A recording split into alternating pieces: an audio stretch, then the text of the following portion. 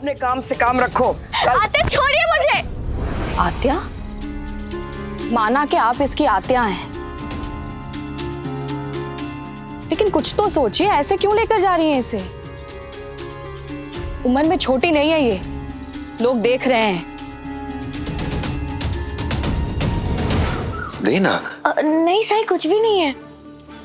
साई साई लेकिन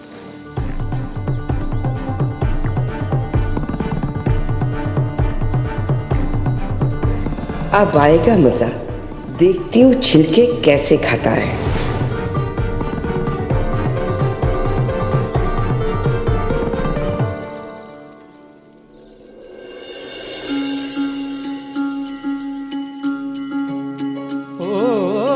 सबक सबूरी के ही जिसने सिखा, उसी की परीक्षा के ये पल में आज आए।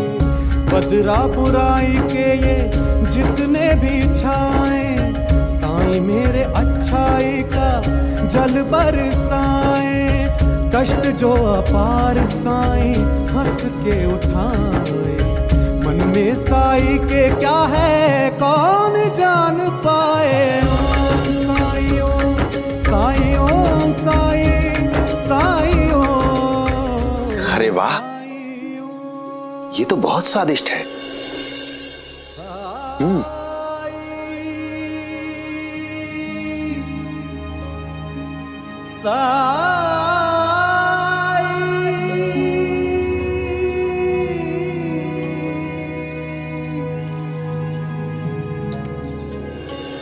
साई, इसे मत खाइए, वो तो। क्यों? इसमें क्या बुराई है? लो, तुम भी खा के देखो, बहुत स्वादिष्ट है।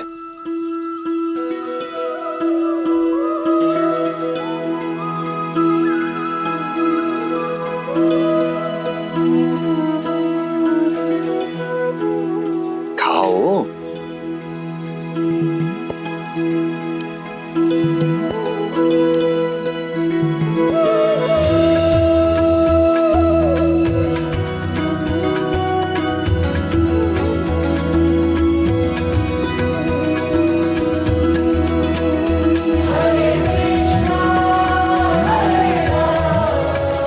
हाँ साई, आप सच कह रहे हैं। ऐसा मेवा तो मैंने पहले कभी नहीं खाया।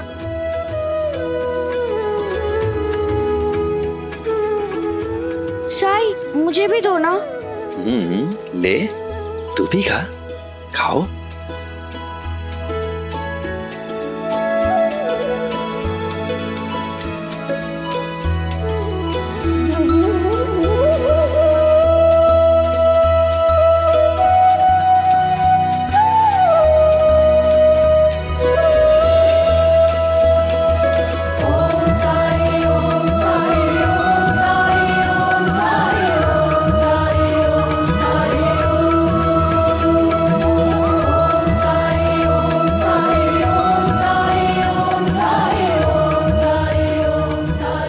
हाँ साई, ये तो सच में बहुत स्वादिष्ट है।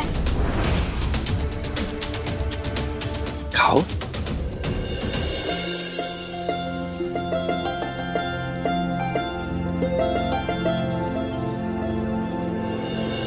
ये क्या नाटक चल रहा है इनका? कैसे ये सब इतने चाव के साथ स्वाद ले लेकर छींकों को खा सकते हैं? कहीं कोई खास तरह का मेवा तो नहीं है जिनके छिलके भी खाए जा सकते हो?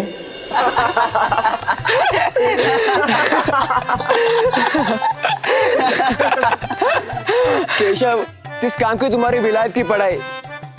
एक बूढ़ी औरत तुम्हें बेवकूफ बना के चली गई।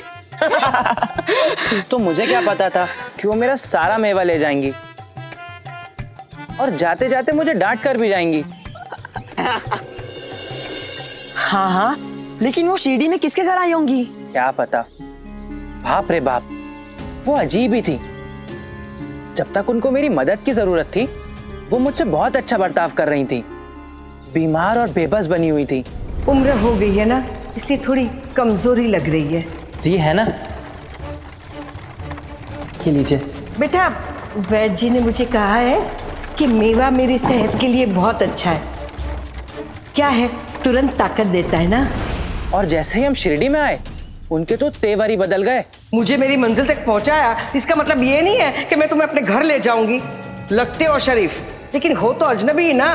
भगवान बचाए उन्हें जिनके घर वो गई होंगी। सच में केशव, तुम्हारी गाड़ी में बैठ के तुम्हारा मेवा लेकर तुम्हें ही सुना के चली गई, बहुत बुरी बात है। हाँ।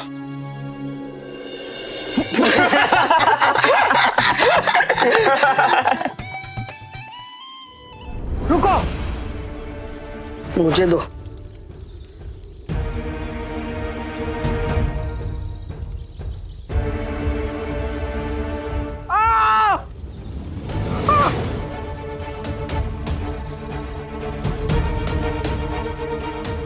मेरा दांत टूट गया। क्या है ये? ये तो छिलका है, इसमें मेवा कहाँ है? साई, हमने छिलका खाया तो ऐसा लगा जैसे हम मेवा खा रहे हैं। तो फिर आत्या क्यों चिल्ला रही है? वो क्यों कह रही है जैसे वो छिलका खा रही है? अगर मन में विश्वास है तो पर्वत को भी उसकी जगह से हिलाया जा सकता है। और ये तो फिर छिलके खाने की बात है।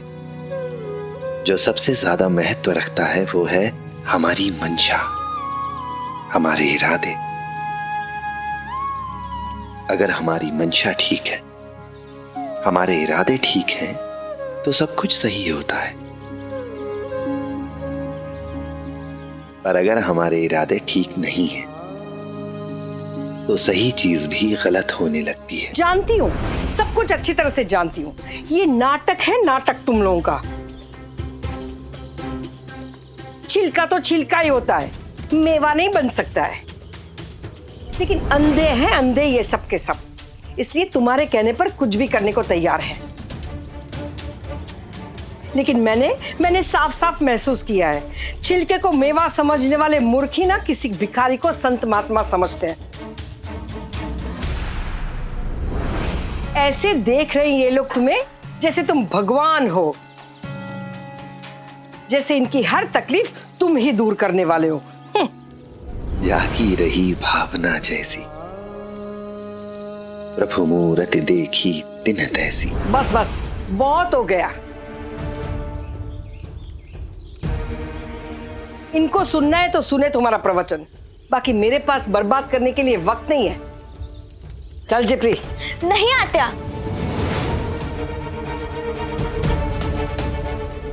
अगर आई को पता चला कि मैंने आपको पलटकर जवाब दिया है तो उन्हें बुरा लगेगा, इसलिए मैं आपको कुछ नहीं कह रही।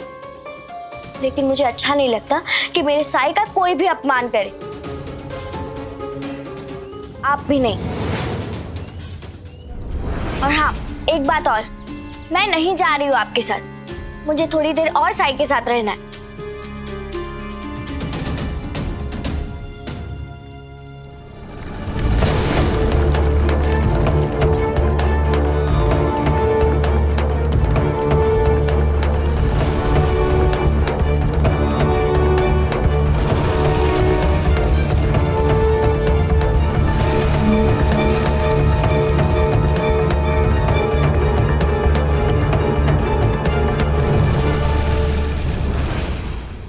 साई, बुरा मत मानना। आत्या की तरफ से मैं तुमसे माफी मांगती हूँ। लक्ष्मी, तू माफी क्यों मांग रही है? बात बस इतनी है कि तेरी आत्या का बचपना अभी गया नहीं है। ओ जब कठिनाई छाई तू ही याद आया, भटके राही को तूने रास्ता दिखाया, तूने भक्तों का बेड़ा पार लगाया। तेरी महिमा मेरे साई कौन जान पाया। ओम साई ओम साई ओम साई ओम साई ओम साई ओम साई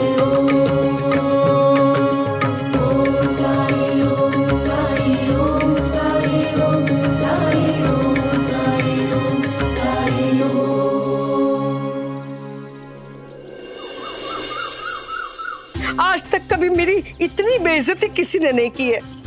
और वो भी कल की वो इतनी सी लड़की ने, हाँ, कितना कुछ सुना दिया मुझे।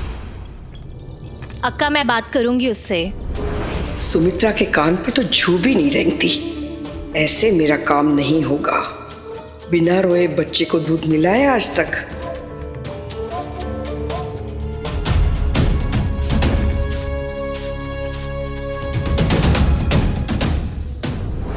सारी गलती मेरी ही है। मुझे नहीं आना चाहिए था यहाँ। जब तुम लोग ही मुझे अपना नहीं समझते हो तो मेरा अपना समझने से क्या होगा? नहीं नहीं अक्का, ऐसा कुछ नहीं है। वो बच्ची है अक्का, मैं समझाऊंगी। आप अपना दिल छोटा मत। अरे क्या समझाएगी, क्या कहेगी उसे? आप इतना सुना दिया मुझे, इतना। इससे तो अच्छा यही होगा कि मैं यहाँ से चली जाऊं आज ही, इसी वक्त, बस जा रही हूं। अक्का मैं समझाऊंगी। अक्का सुनिए, अक्का। मैं जाती हूँ। अक्का भगवान के लिए ऐसा मत करो। अक्का मैं कह रही हूँ ना, मैं समझाऊंगी जिब्री। अरे समझाने का वक्त गया। तेरे लाड़ प्यार की वजह से तेरी बेटी तेरे हाथ से निकल रही है और तुझे कुछ दिखाई नहीं दे रहा है। अगर तुझे कुछ करना ही है ना तो उसका बाहर ये घूमना फिरना बंद कर। सच तो ये है कि वो लड़की जात है। कल को कुछ ऊंच नीच हो गई तो तू और वो किसी को मुंह दिखाने के काबिल नहीं रहोगे, और ऊपर से बदनामी होगी वो अलग से। अरे वो तो बच्ची है, लेकिन तू तो उसकी आई है ना। भगवान न करे लेकिन कल को कुछ हो तो कौन करेगा उससे शादी? नहीं नहीं अक्का, मेरी जिब्री बहुत समझदार लड़की है। ओहो हो। तेरी आंखों पर तो मुंह की पट्टी बंधी हुई है। हो सकता है कि तेरी जिप्री बहुत समझदार है, लेकिन दुनिया का क्या? जाने दे, मैं किससे समझा रही हूं। अब जो करना है वो मुझे ही करना होगा। मैं उसे ठीक करती हूँ। वैसे है कहाँ वो? अब तक घर वापस नहीं लौटी। अच्छा, उसे बहुत घूमने फिरने का शौक है ना। मैं ही उसे ठीक करती हूँ। तू देख अभी मैं जाती हूँ। नहीं अक्का मेरी बात तो सुनिए। अक्का मेरी बात सुनिए ना। अक्का सुनिए तो मैं क्या बोल रही हूँ। अक्का मेरी बात तो सुन। हे भगवान, पता नहीं अक्का क्या करने जा रही है।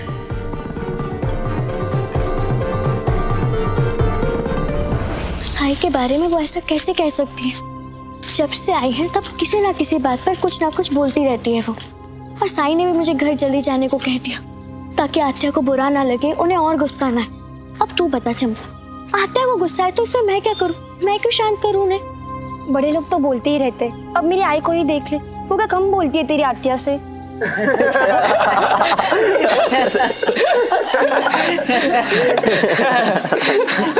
चिपरी, केशव वापस आ गया।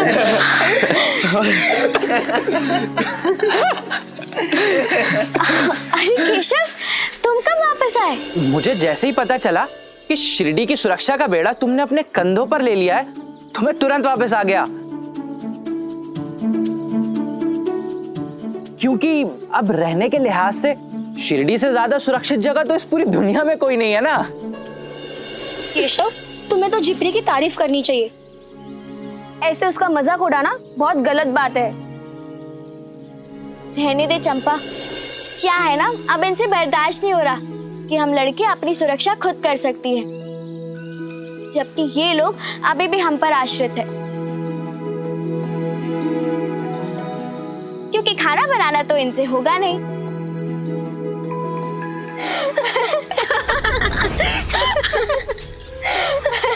बोलो, अब क्यों चुप हो गए? हाँ बोलो।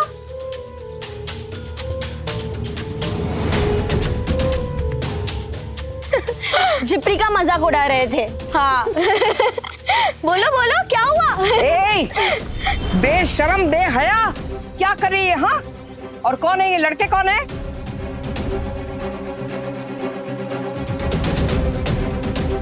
शर्म नहीं आती है? सबके साथ ठहाके मारकर हंस रही है। हाँ आत्या, ये मेरे बचपन के दोस्त है। माँ जी, वैसे आप जा कहाँ रही हैं? शिरडी। ये जिप्री की आत्या है? आत्या,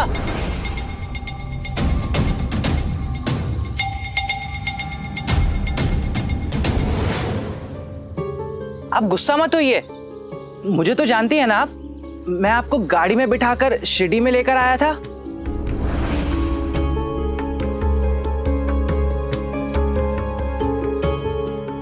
याद है ना आपको? हम सब जिपरी के दोस्त हैं और हम सब शरीफ लोग हैं। इस कलयुग में कौन शरीफ होता है? और कितने भी शरीफ हो तो तुम लोग लड़के ही ना।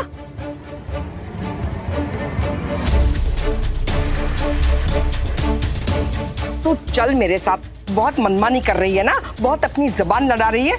चल तुझे घर ले जाती हूँ और तेरी अकल ठिकाने लाती हूँ। चल आत्या, चल।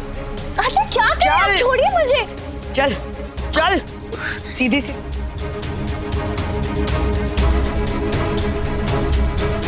ये तो वाकई में बड़ी अजीब है।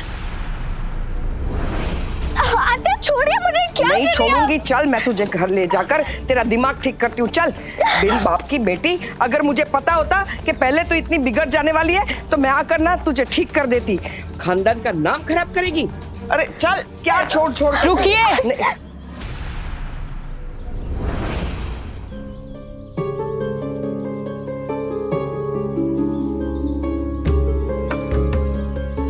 भाई साहब का कौन है आप? और झिपरी को ऐसे क्यों लेकर जा रही हैं? हाँ?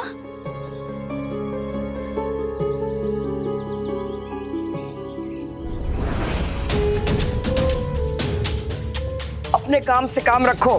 चल। आत्या छोड़िए मुझे। आत्या?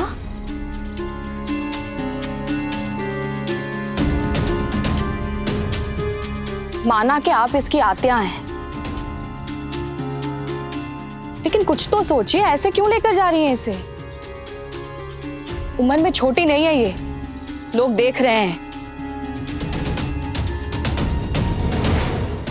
देखो ये मेरे घर का मामला है और दूसरों के घर के मामले में दखल देना तुम्हें शोभा नहीं देता है। और देख रहे हैं तो क्या करूं मैं? हाँ देख रहे हैं तो देखो, बताओ मैं कुछ गलत कर रही हूं? अरे लड़कियों के बारे में कैसी कैसी बातें बनाते हैं लोग। कोई अपने बेटे की शादी ऐसी लड़की के साथ करवाएगा जो लड़कों के साथ घूमती फिरती हो, ठहाके मार मार कर हंसती हो? बताओ। वैसे बात तो सही कह रही है जिपरी की आत्या। औरत की इज्जत तो औरत के हाथ में ही होती है। देखा? अरे कलयुग आ गया है, घोर कलयुग। इस कलयुग में ये समझाना बहुत मुश्किल है कि लड़कियों को कैसे रहना चाहिए, कैसे उठना चाहिए, कैसे बैठना चाहिए, किससे मिलना चाहिए, किससे नहीं मिलना चाहिए, है ना? मर्यादा का ध्यान रखना जानती है हमारी लक्ष्मी।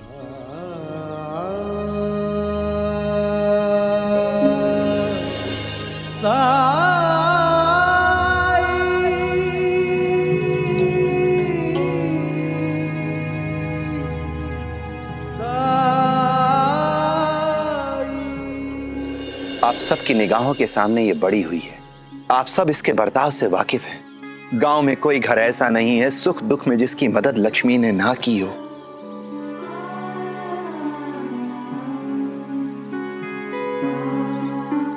जब ये इतनी छोटी सी थी तब से अपनी मां की मदद कर रही है, उपले बेच बेच कर घर चलाने में। लेकिन इतनी परेशानियों के बाद भी इसने अपनी गरीबी को अपनी पढ़ाई में बाधा नहीं बनने दिया।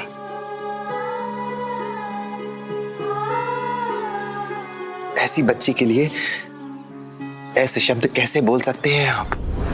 कलयुग, घोर कलयुग। अरे ऐसे में लड़की के साथ कुछ हो गया तो कौन बचाएगा उसे?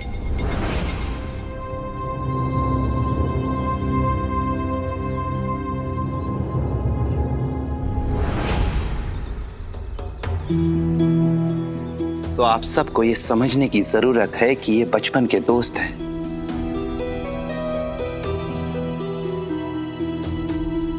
जीवन के हर सुख दुख में इन्होंने एक दूसरे का साथ दिया है, एक दूसरे के साथ खड़े रहे हैं, कंधे से कंधा मिलाकर। जैसे हम बड़े रहते हैं। तो फिर इन्हें युवा होने की सजा क्यों दे रहे हैं हम? क्यों इन पर विश्वास नहीं करते हम?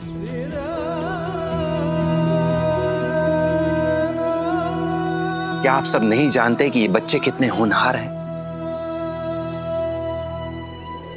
दोस्तों की ये टोली जब भी इकट्ठी हुई है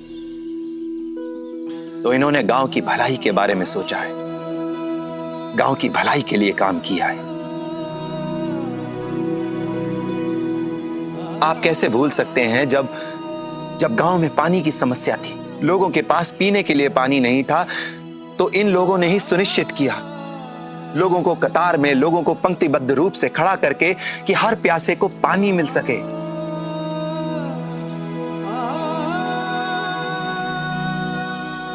आप कैसे भूल सकते हैं गांव का किसान जब मुसीबत में था, परेशानी में था, तो इन्हीं दोस्तों ने जागरण का आयोजन करके पैसे इकट्ठा किए और मदद की किसान की, आप सब की।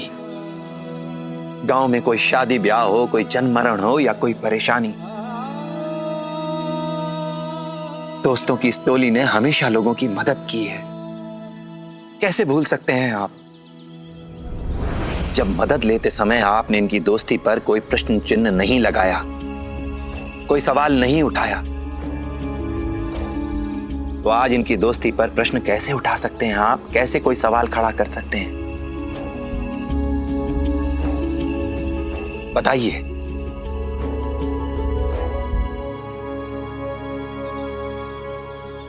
अगर हमारे मन में कोई मैल नहीं तो हमें किसी से डरने की क्या जरूरत है?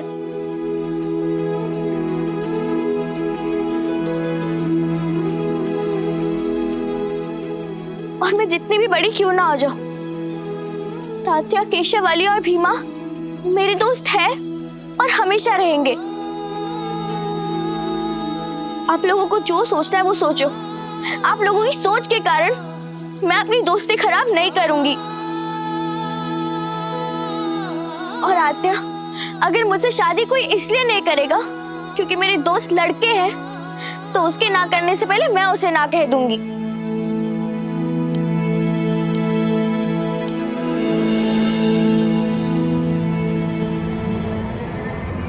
इस क्रांतिकारी लड़की को सीधा करना इतना आसान नहीं होगा। इसके साथ जोर जबरदस्ती करने से काम बनने के बजाय बिगड़ जाएगा। मुझे कोई और तरीका ढूंढना होगा।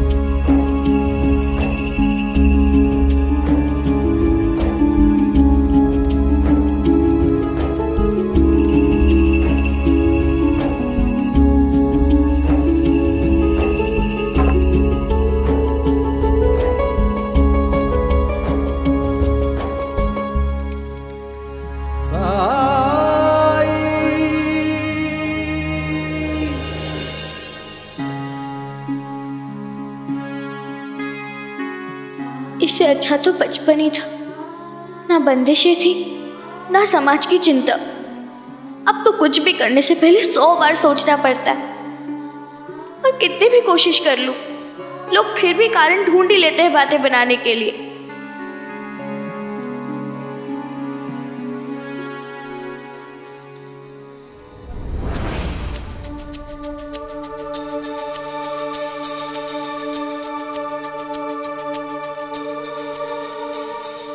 आए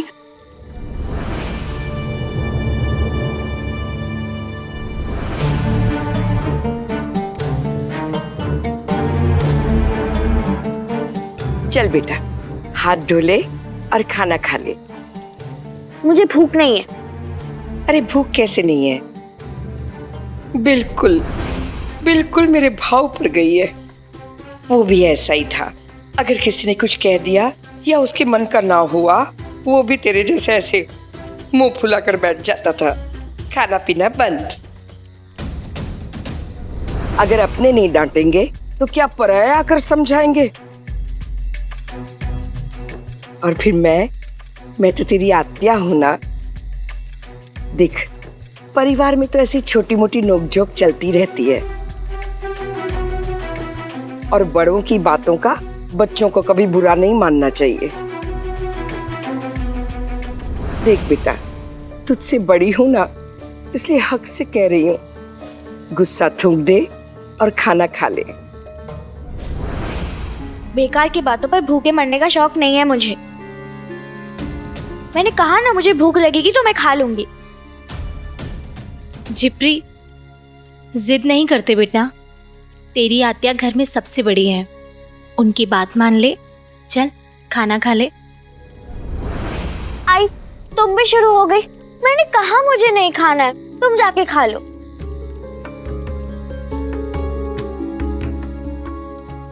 ठीक है, मत खा बस, और तेरी आई को भी भूखा रख। क्या?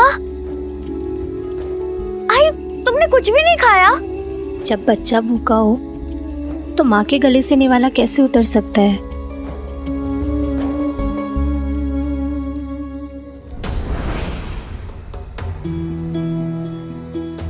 चलिए मेरी बराबरी करने। अरे उम्र देखिए अपनी, मेरी तो उम्र है। भूखी रहकर नखरे दिखाकर मैं अपनी बात मनवा सकती हूँ, लेकिन इनकी उम्र है भूखे रहने की।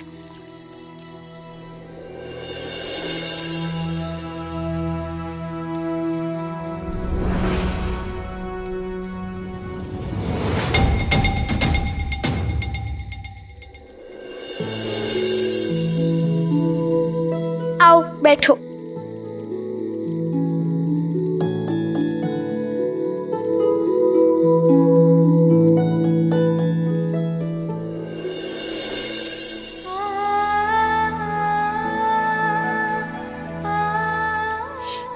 मुंह खोलो। पहले तू खा।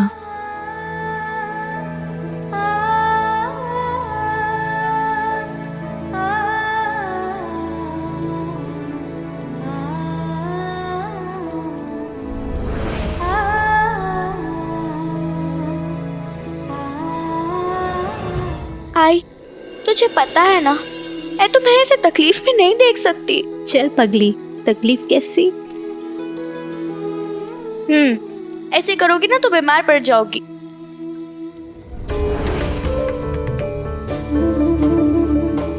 घी जब सीधी उंगली से ना निकले तब उंगली को टेढ़ी करनी पड़ती है। वक्त आ गया है उंगली को टेढ़ी करने का।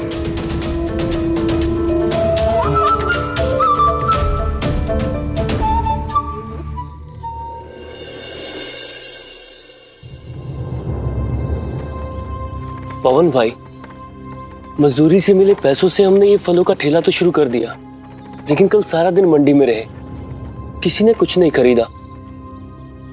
हमें कुछ दूसरा उपाय सोचना चाहिए, नहीं तो बहुत नुकसान होगा। लेकिन हम कर भी क्या सकते हैं अब्दुल? और कोई उपाय भी तो नहीं है हमारे पास। चलो।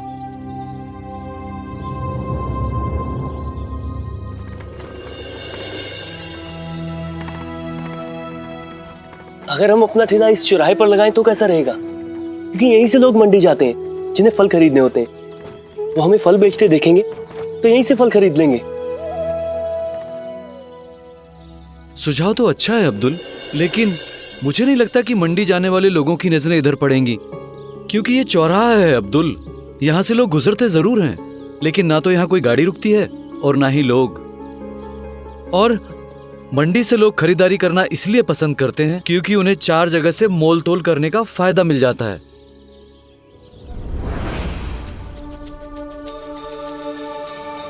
इतना घूमी हूं हाट में, पर एक लड़का नहीं मिला काम करने के लिए।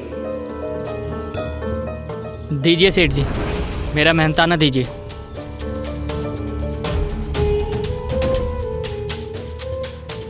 ये क्या सेठ, इतने कम? देखो सेठ, मैंने कल भी और आज भी पूरा दिन काम किया है। काम किया है, काम बिगाड़ा है। कल तुमने एक बोरी को पटक कर फाड़ दिया। पूरा 2 सेर बाजरा खराब हुआ है मेरा। उसका हर्जाना कौन भरेगा? तुम्हारा बाप। देखो सेठ, बाप को बीच में मत लाना। जो बोलना है मुझे बोलो। याद रखना, भगवान सब देखता है। भगवान सब देखता है? चल भाग यहाँ से। किधर मर गया था तू? लेके चल इसको।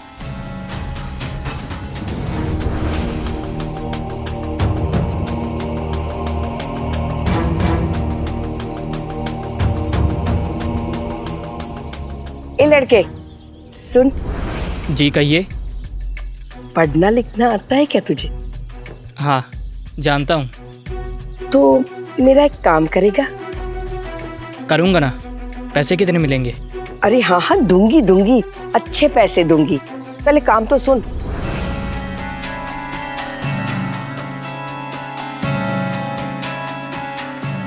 ये कैसा काम है? नहीं, मुझसे नहीं होगा ये काम। अरे सुन, वो साहूकार की गालियां खाता है, मार खाता है, और मेरे जैसे लोग इतना छोटा सा काम कहते हैं तो मना करता है।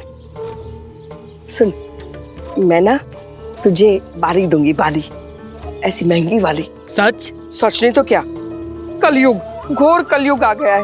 एक बूढ़ी की बात पर विश्वास नहीं करता है। बताइए क्या लिखना है? तुझे ना इतना ही लिखना है कि राम जी भला करे।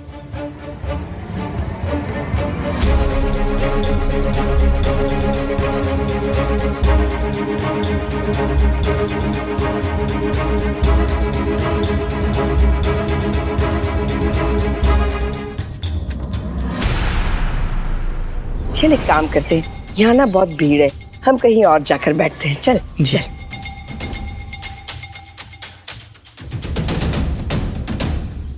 लेकिन पवन भाई, कल तो हम सारा दिन मंडी में ही थे ना, कुछ बिका नहीं ना? और पवन भाई, मंडी में ग्राहकों की दुकानें बंद ही होती हैं, सब अपनी पुरानी दुकानों से ही सामान खरीदते हैं। कुछ भी एक दिन में नहीं होता अब्दुल, दुकानदारी भी धीरे धीरे जमती है। बस सामान और व्यवहार अच्छा होना चाहिए। लोगों से दुआ सलाम करते रहो, धीरे धीरे हमारी पहचान भी बढ़ जाएगी, फिर हमारे सामान की भी बिक्री होगी। लेकिन यहाँ रहेंगे ना तो इक्का दुक्का ग्राहक मिलेंगे, मंडी जितने ग्राहक नहीं मिलेंगे। पवन भाई, एक बार आजमा कर तो देखते हैं ना। अगर कोई ग्राहक नहीं आया तो दोबारा मंडी में ही चले जाएंगे। अब्दुल, तुमसे बड़ा हूँ मैं और तुमसे ज्यादा तजुर्बा है मेरा, और तुमसे ज्यादा समय से शिरडी में भी हूँ। मेरी बात मानो, मंडी ही चलते हैं। चल। लेकिन मेरे सुझाव में क्या खराबी है? एक बार आजमा कर तो देखते हैं। आज हम ठेला यहीं लगाएंगे। ऐसे कैसे लगाएंगे? मैंने कहा ना, ठेला मंडी में ही लगेगा अब्दुल। नहीं, ठेला यहीं लगेगा।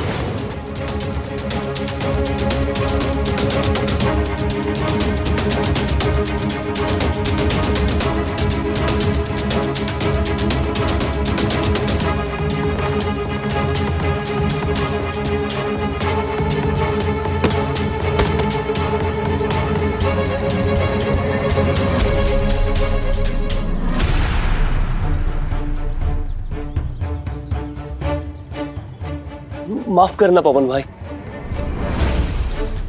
माफी? तुम्हारी इतनी हिम्मत हुई कैसे अब्दुल? तुम तो बदतमीजी पर उतर आए। बड़ों का लिहाज तो दूर, तुम हाथापाई कर रहे हो मुझसे। मेरा ऐसा कोई इरादा नहीं था पवन भाई। तुम पहलवान हो गए अपने घर के। ईंट का जवाब पत्थर से कैसे देते हैं ये तो मैं भी जानता हूँ अब्दुल मियां।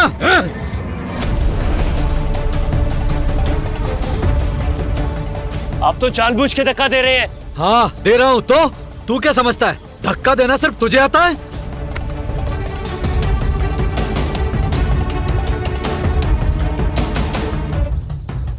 रुको।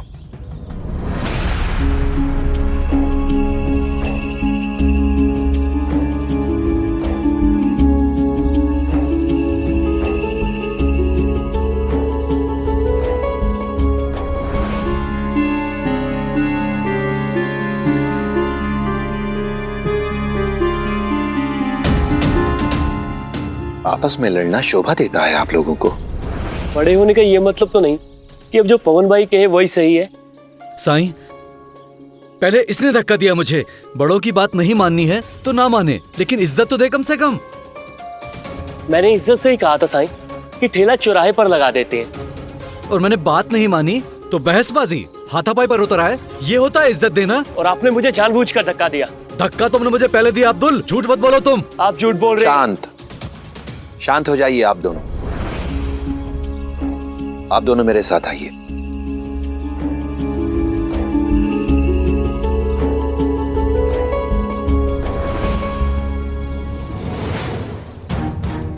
कहाँ रह गया गधा?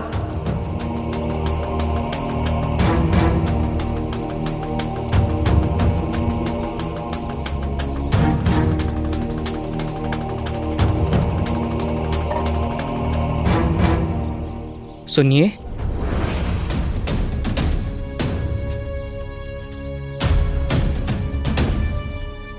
जी कहिए। शांता आका है क्या? हाँ है ना, आत्या आपसे कोई मिलने आया है। अच्छा, तू बुला ना उसे, अंदर बुला। आइए। प्रणाम आत्या। जीता रहे बेटा। मैं मृदुल, मुझे प्रहलाद दादा ने भेजा है। बैठ ना। प्रहलाद दादा के साथ काम करता हूँ। किसी काम के सिलसिले से शिरडी आया था, तो उन्होंने ये चिट्ठी आपको देने के लिए कहा था। प्रहलाद दादा बता रहे थे, जैसे ही आप शिरडी के लिए निकले वैसे ये चिट्ठी आ गई। धन्यवाद बेटा। घर में सब ठीक है? हाँ जी। चलो अच्छा है। जिप्री, पानी तो पिला, क्या खड़ी है? हाँ। पानी पी ले। मारुति के मंदिर के पीछे मिलना, दोपहर को आऊंगी तुमको मिलने। ये लीजिए। आप बहुत दूर से आए हैं, आप खाना खा के ही जाइएगा। इसकी कोई ज़रूरत नहीं है, मुझे काम निपटा कर जाना है। चलता हूँ। प्रणाम आका। धन्यवाद। जीता रहे। अक्का, किसकी चिट्ठी है? सुमित्रा, मुझे कहाँ पढ़ने लिखने आता है? अगर आता होता तो तुझे बता देती ना। ए जिप्री, तुझे तो पढ़ना लिखना आता है ना, पढ़ के सुना ना किसकी चिट्ठी है। हाँ आत्या।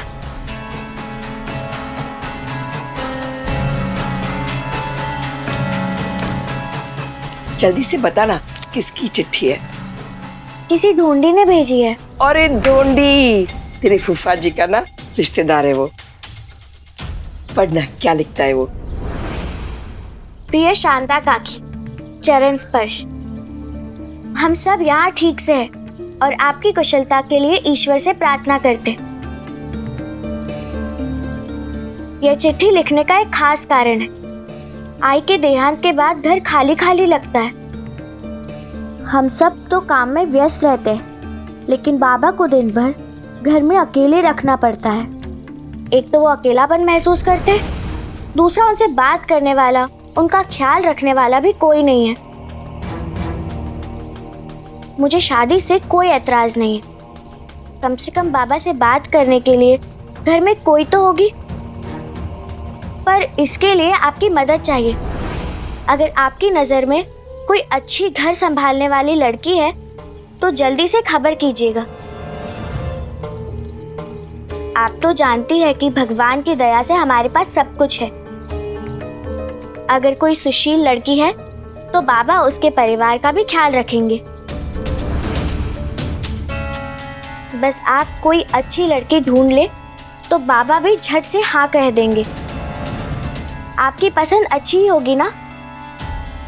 हमें आपके संदेश की प्रतीक्षा रहेगी। सादर नमस्कार, आपका ढूंढी। अक्का, ये लोग कौन है? अरे बहुत बड़े लोग हैं। बैठ बैठ, बताती हूँ मैं तुझे। अरे इतनी जमीन जायदाद है उनके पास, जो भी लड़की उनके घर शादी करके जाएगी ना, वो राज करेगी, राज। सच में सोने में तोलेंगे वो अपनी बहू को। ऐसे लोग हैं। देखा सुमित्रा, कितना विश्वास है उन लोगों को मुझ पर। लिखा है जो लड़की मुझे पसंद होगी उसी के साथ शादी करेंगे। कभी कभी ना ऐसा विश्वास मेरे लिए जिम्मेदारी बन जाता है। कहाँ से ढूंढ कर लाऊं ऐसी लड़की जो उनके घर के लिए बिल्कुल सही हो। लड़की तो ऐसी होनी चाहिए जो घर गृहस्थी संभाले, मिलनसार हो, लालची ना हो, बड़े बुजुर्ग की सेवा करे, है ना? कहाँ मिलती है आजकल ऐसी लड़की? कोई तो होगी ना जो उस घर के लिए बिल्कुल सही होगी, है ना?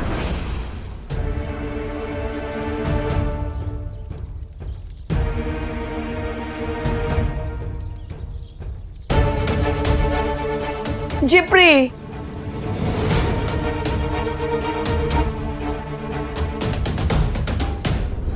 लो बोलो। मैं तो बाहर ढूंढने निकली थी, हमारे घर में ही है। आत्या, क्यों? मैंने क्या गलत कहा? ऐसा लड़का तू दिया लेकर ढूंढने निकलेगी ना तो भी नहीं मिलेगा। किसने कहा आपसे मुझे शादी करनी है? अरे ये क्या बात हुई? कहीं नहीं जाऊंगी मैं आई को छोड़कर। मेरे सिवा आई का है ही कौन? मैं चली गई वो तो बिल्कुल अकेली पड़ जाएंगी। देख जिप्री, तू जब भी जिसके भी साथ शादी करके जाएगी ना, तब सुमित्रा को तो यहाँ अकेला रहना ही पड़ेगा। एक लड़की को अपना सब कुछ छोड़कर ससुराल जाना पड़ता है, यही तो दुनिया का रिवाज है ना? मुझे कुछ नहीं सुनना है आत्या। मैं साई और शिरडी को छोड़कर कहीं नहीं जाऊंगी, बस।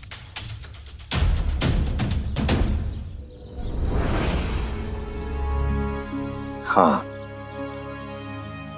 मैं आपकी समस्या जानता हूं, समझता हूं उसे, लेकिन अगर समस्या है तो इसका कोई निदान, कोई समाधान भी होगा।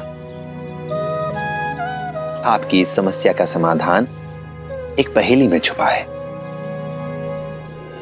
और उस पहेली को आप दोनों को ही हल करना होगा।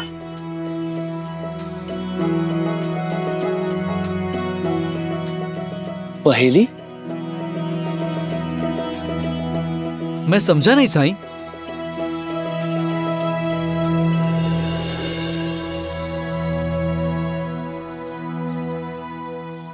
एक बार की बात है, एक जंगल के रास्ते से 5 दोस्त कहीं जा रहे थे। कुछ दूर चलने के बाद उन्हें अचानक एहसास हुआ कि शायद वो रास्ता भटक गए हैं। तो उनमें से एक दोस्त ने कहा कि हमें संभवतः ये बाईं ओर वाला रास्ता पकड़ना चाहिए। इस रास्ते पर चलकर हम सुरक्षित जंगल से बाहर जा सकते हैं। ऐसा कह के वो बाईं ओर के रास्ते से चला गया। दूसरे दोस्त ने कहा कि मेरे ख्याल से हमें यह दाईं ओर का रास्ता पकड़ना चाहिए। इस रास्ते पर चलकर हम जंगल से बाहर सुरक्षित जा सकते हैं। और वो दाईं ओर के रास्ते से चला गया। इन दोनों के जाने के बाद तीसरे मित्र ने कहा कि ये दोनों मूर्ख हैं।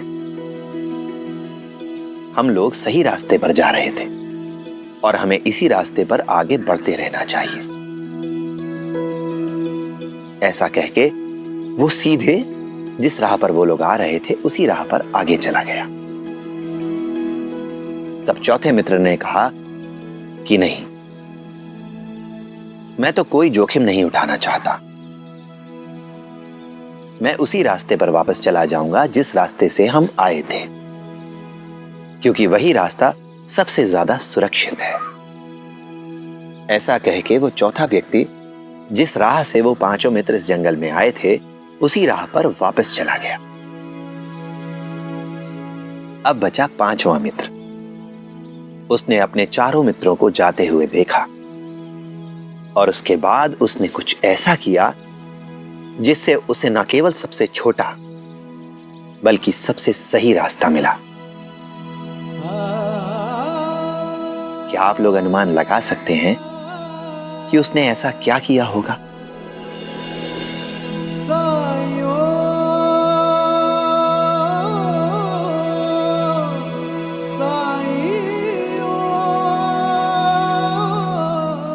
आप लोग विचार कीजिए,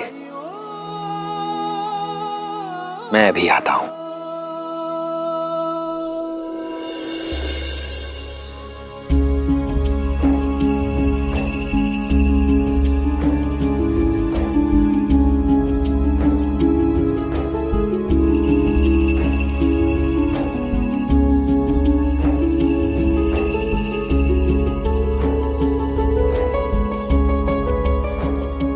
पवन भाई, आपको क्या लगता है कि क्या किया होगा उसने? वही तो मैं भी सोच रहा हूं। अगर हम दोनों मिलकर इस पर निष्कर्ष निकालें, कुछ सोचें, विचार करें, तो पहेली जो है जल्दी सुलझ जाएगी। आपने तो मेरे मुंह की बात छीन ली। छोटा रास्ता भी और सही मार्ग भी कैसे ढूंढा होगा उसने?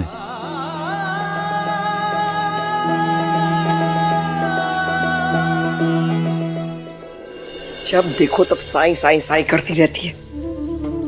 देख सुमित्रा, वो बच्ची है लेकिन तू तो बड़ी है ना। अरे बेटी की माँ है, आज नहीं तो कल तुझे जिप्री की शादी तो करनी ही पड़ेगी ना। तो कल क्यों? वैसे भी तेरे पास देने के लिए है क्या? हाँ, इस रिश्ते में तो तेरा अकेले रहने का सवाल ही पैदा नहीं होता है। लिखा है ना उन लोगों ने, हाँ, ये सबको संभाल लेंगे। उस घर में शादी होगी ना तो तेरी बेटी राज करेगी और तुझे भी कोई कष्ट नहीं होगा। तुम दोनों ने बहुत दुख उठाए हैं। सुख जब सामने से चलकर आया है तो मना मत कर। लेकिन अक्का, वो लोग इतने अमीर हैं, मेरी जिप्री को क्यों चुनेंगे? अरे मैं कहूंगी इसलिए, मुझ पर कितना विश्वास है ना। और तू ही बता, जिप्री से बेहतर कोई लड़की है उस घर के लिए? इसीलिए कहती हूँ सुमित्रा, एक बार तो इस रिश्ते के लिए हाँ कह दे बस। हाँ कह दे सुमित्रा, मैंने बड़ी मेहनत की है इसके लिए और अपनी योजना को तुझे या जिप्री को बर्बाद करने तो नहीं दे सकती।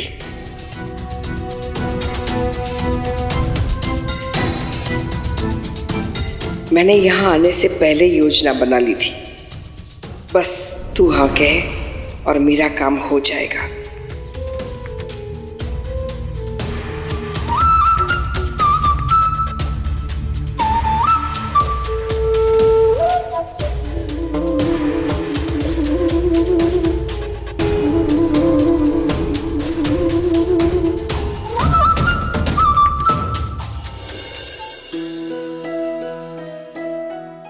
जिप्री, तुझे याद है जब तू छोटी सी थी तो मेरी साड़ी पहनकर, बिंदी लगाकर घर घर खेलती थी और अपनी कल्पना से अपना पति भी ढूंढ लेती थी जिसे तू खाना परोसती थी? हाँ, याद है मुझे जरा जरा। तो अब क्या दिक्कत है? जिप्री, एक ना एक दिन हर लड़की को शादी करनी होती है। हाय, तुम भी शुरू हो गई। मैं तेरी आई हूँ, मुझे चिंता है तेरी। और अक्का जिस रिश्ते की बात कर रही है वो सच में बहुत अच्छा रिश्ता है जिप्री। आ गई ना आत्या की बातों में। वो जब से इस घर में आई है पूरा घर सर पर उठा रखा है उन्होंने। ना चैन से खुद रहती ना हमें रहने देती है। वो तेरी दुश्मन नहीं है जिप्री, और मैं कब तक तुझे घर में बैठा कर रखूंगी? एक ना एक दिन तो तेरी शादी करनी ही है ना, तो फिर इस रिश्ते में क्या बुराई है? जब मेरी किस्मत में शादी लिखी होगी तब अपने आप हो जाएगी।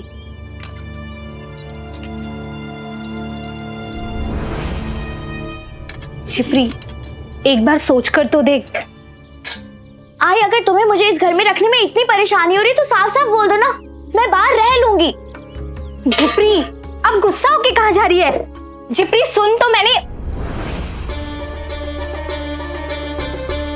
पहला तीर तो बिल्कुल सही निशाने पर लगा। अब बारी है अगले वार की।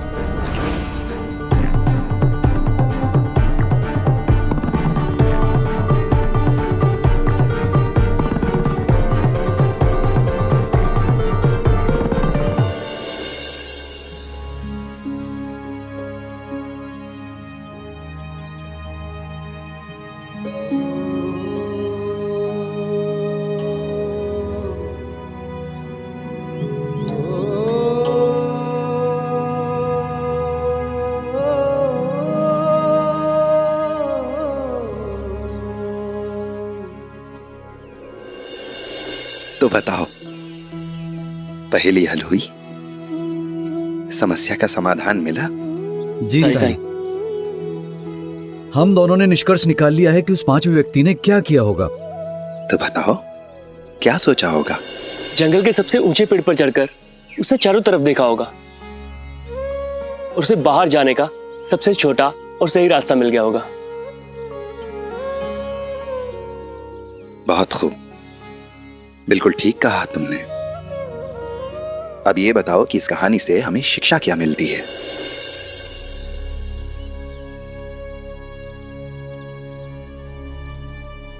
पता नहीं साईं। आओ मैं बताता हूं।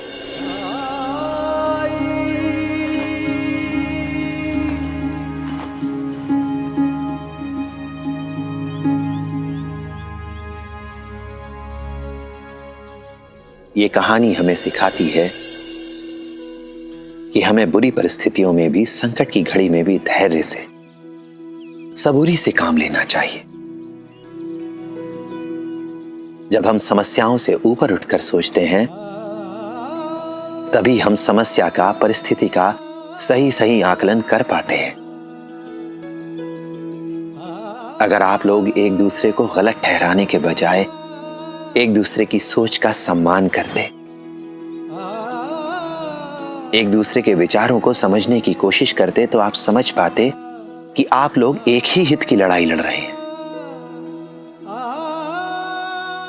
और तब शायद आप सही नतीजे पर, समस्या के समाधान पर भी पहुंच चुके होते।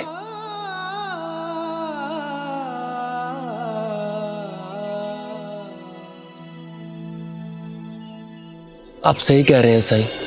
हाँ साईं, केवल एक दिन के लिए अब्दुल के सुझाव को मान सकता था मैं। नहीं पवन भाई, गलती मेरी भी है। सच कहूं तो गलती हम दोनों से हुई है। हम भी उन चार लोगों की तरह गलत दिशाओं में ही चले गए। आपको क्या लगता है अब्दुल, वो चारों गलत थे? बेशक साईं, तभी तो आपने हमें ये कहानी सुनाई। नहीं, वो चारों गलत नहीं है, बल्कि यहां गलत आप दोनों हैं।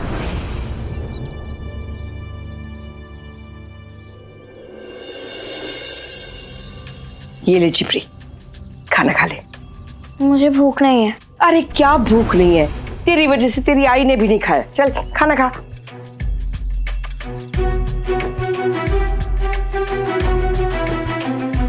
ले सुमित्रा, तू भी खाना खा ले। चल।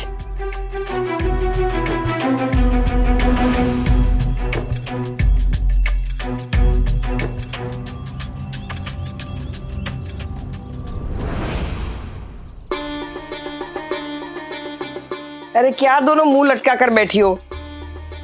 चलो खाना खाओ।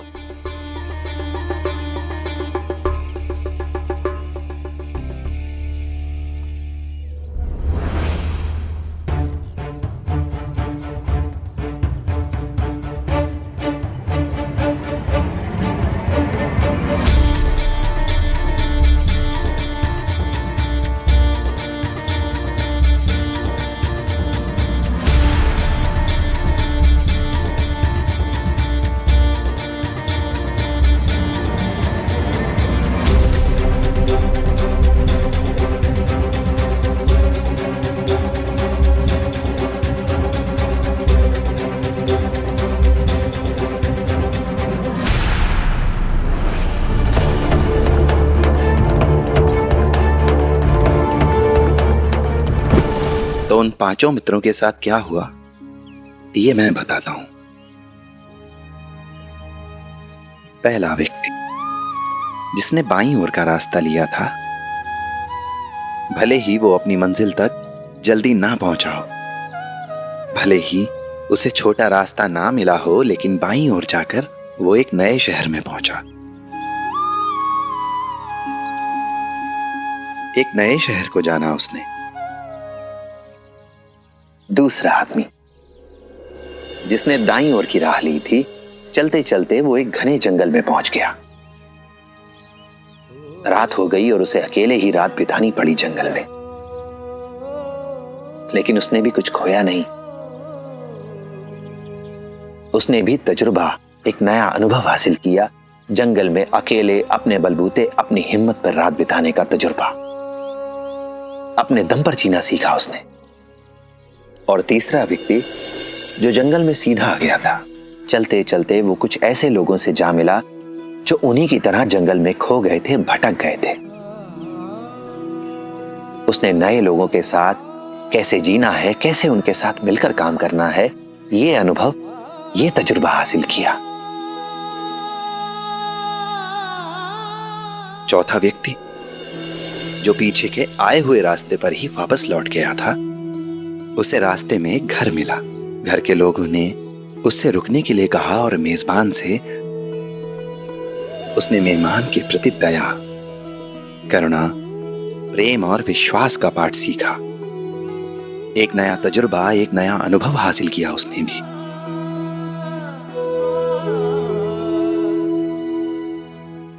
और पांचवा व्यक्ति, वो सही मार्ग पर जाकर सही समय पर अपनी मंजिल पर पहुंच गया।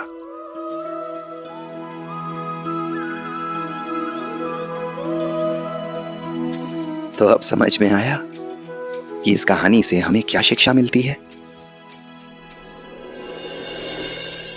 ये कहानी हमें सिखाती है कि हमारे जीवन में कुछ भी गलत नहीं होता।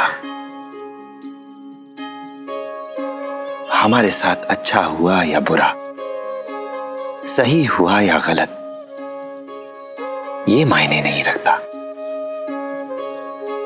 मायने रखता है तो सिर्फ ये कि अपने जीवन में अपने लक्ष्य तक पहुंचने के लिए हमने जिस राह, जिस मार्ग, जिस विकल्प को चुना, उस पर चलकर हमने क्या सीखा, क्या अनुभव, क्या तजुर्बा हासिल किया हमने। क्योंकि जीवन का हर तजुर्बा हमें कुछ सिखाता है। अब यह हम पर निर्भर करता है कि उस तजुर्बे का उपयोग हम सही के लिए करते हैं या गलत के लिए। इसलिए अगर कभी भी तुम्हारे जीवन में कुछ बुरा हो, कभी कुछ ऐसा हो जिसे सोचकर तुम्हें लगे कि तुम्हारे साथ गलत हुआ है, सही नहीं हुआ है, तो हतोत्साहित मत होना। हौसला बनाए रखना, सबूरी रखना, क्योंकि जीवन का ये बुरा तजुर्बा भी तुम्हें पहले से अधिक बुद्धिमान, पहले से अधिक समझदार बनाएगा। तुम्हें जीवन की आने वाली कठिनाइयों से लड़ने का साहस देगा ये बुरा तजुर्बा। हिम्मत मत हारना,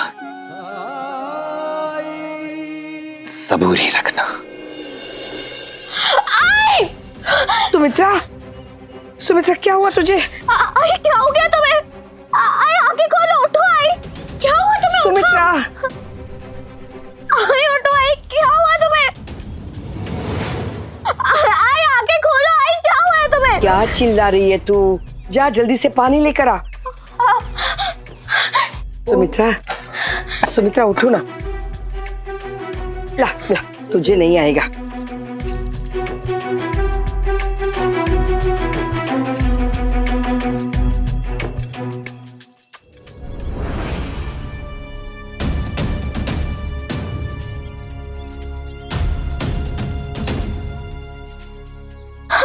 आई तुम ठीक हो ना? बेचारी। आई क्या हो गया था तुम्हें? मेरी तो जान ही निकल गई थी। तुम ठीक हो ना अभी? फिर चलो साई के पास चलते हैं। कोई जरूरत नहीं है साई के पास जाने की। उसने कहा ना कि वो ठीक है, मतलब ठीक है। लेकिन साई एक बार आई को देखकर बता देंगे कि कहीं उन्हें कोई बड़ी परेशानी तो नहीं है ना? अरे मैं तुझे बताती हूँ कि उसे क्या परेशानी है। जवान बेटी की माँ को एक ही परेशानी होती है, अपनी बेटी की शादी की। ये चक्कर आना, ये कमजोरी, ये सब कुछ क्यों है पता है? क्योंकि सुमित्रा ना बहुत सारी बातें अपने मन में ही दबा कर बैठी है, तुझे कुछ बताती नहीं है। लेकिन सच ये है कि उसे ना तेरे भविष्य की चिंता है। क्या करके ऐसे करती है? ओ हो, अगर सच सुनना नहीं है तो पूछती क्यों है? तेरे मुंह बनाने से तेरी आय की चिंता दूर नहीं हो जाएगी, समझी? कभी खुद को अपनी आय की जगह पर रखकर देख, तब पता चलेगा। ये बेचारी एक अकेली माँ है, तुझे पाल पोस कर बड़ा करने में उसने अपनी जिंदगी झोंक दी है, फिर भी इसकी जिम्मेदारी पूरी नहीं हुई है। अभी भी तेरी शादी की चिंता उसे अंदर ही अंदर खाए जा रही है, और तू है कि पता नहीं कहाँ की राजकुमारी आ गई है। तुझे ऐसा लगता है कि कोई सफेद घोड़े पर एक राजकुमार आएगा और ब्याह करके तुझे शादी करके उठा कर ले जाएगा? तुझे ऐसा लगता है? अरे अपनी माँ के बारे में सोच, सपनों की दुनिया में से जमीन पर आ, शादी के लिए हाँ कह दे और अपनी आय को इस परेशानी और चिंता में से मुक्त कर।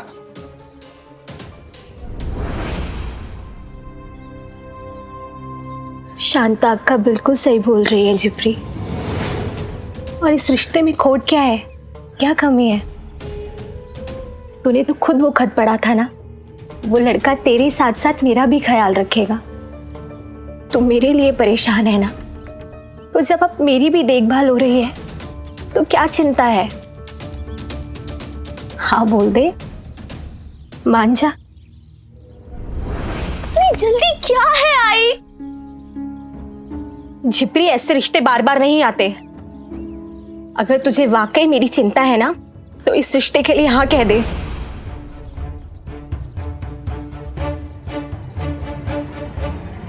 तुझे मेरी कसम है।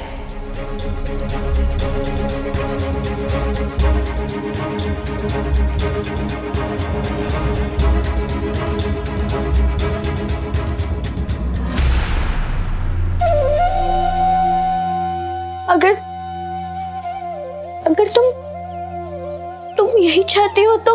हाँ, मैं यही चाहती हूँ।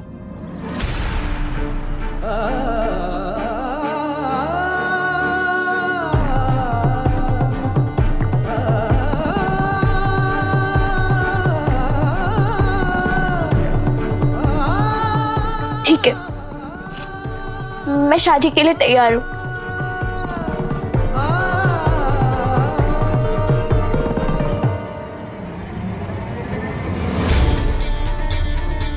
मेरा काम तो हो गया, अब मुझ पर पैसों की बारिश होगी।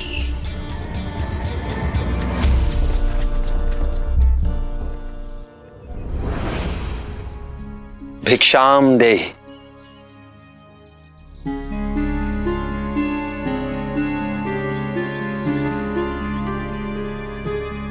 मैं कब से भूखा प्यासा उनका यहाँ इंतजार कर रहा हूँ और उनका कोई अता पता ही नहीं है।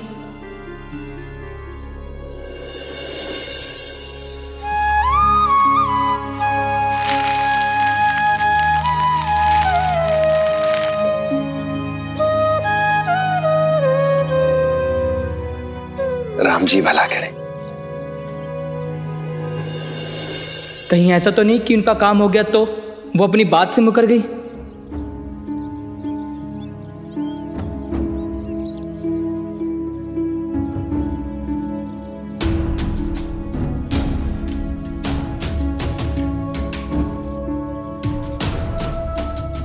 क्या मैं वापस उनके घर जाकर पता करूं? नहीं, उन्होंने कहा था कि मैं किसी को भी ना बताऊं, ना ही किसी से पूछताछ करूं। अगर मुझे वहां देख लिया तो भड़क जाएंगी वो, और पता चला फिर एक फूटी कौड़ी भी ना मिली मुझे। क्या करूं?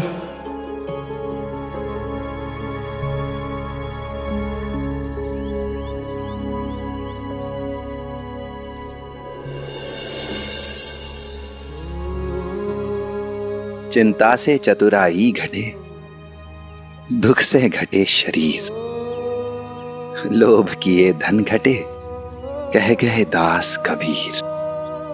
बैठे रहो और इस पर ध्यान केंद्रित करो कि तुम्हें क्या करना चाहिए। आप साई है ना? हाँ, काफी थके हुए लग रहे हो, भूख भी लगी होगी।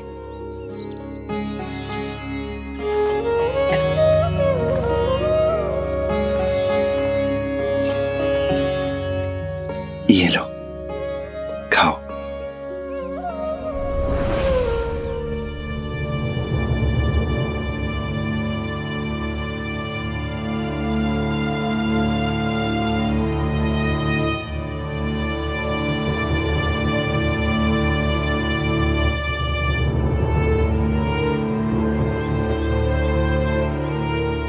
और केले हैं आपके पास? नहीं, केला तो नहीं है, पर अमरूद है।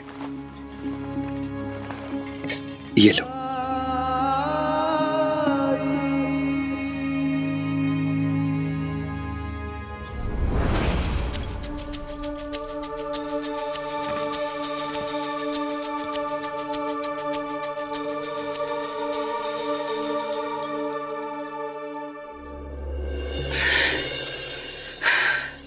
लोगों को दूसरे के समय की कदर ही नहीं है। अक्सर हमें भी वही मिलता है जो हम दूसरों को देते हैं। मतलब? कुछ नहीं। इससे पहले तो मैं कभी शिरडी में नहीं देखा। नए आए हो? दूसरे गांव से यहाँ कमाने के लिए आया हूँ। शिरडी के एक साहूकार ने मुझे कुछ समय के लिए मजदूरी पर रखा है। अरे उस फकीर के साथ क्या कर रहा है ये मूर्ख? कहीं मृदुल ने मेरी योजना के बारे में सचमुच उस फकीर को बता तो नहीं दिया होगा? तो फिर यहाँ मंदिर के पास क्या कर रहे हो? किसी से मिलना था।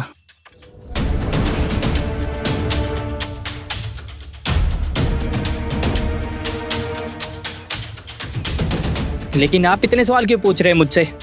मैं आपको चोर उचक्का लगता हूँ? नहीं, चोर उचक्का नहीं, लेकिन एक भटके हुए राहगीर लगते हो जिसे उसकी सही दिशा नहीं मिल रही है। मुझे मेरा रास्ता मालूम है। आप मेरी चिंता मत कीजिए, मुझे अकेला छोड़ दीजिए।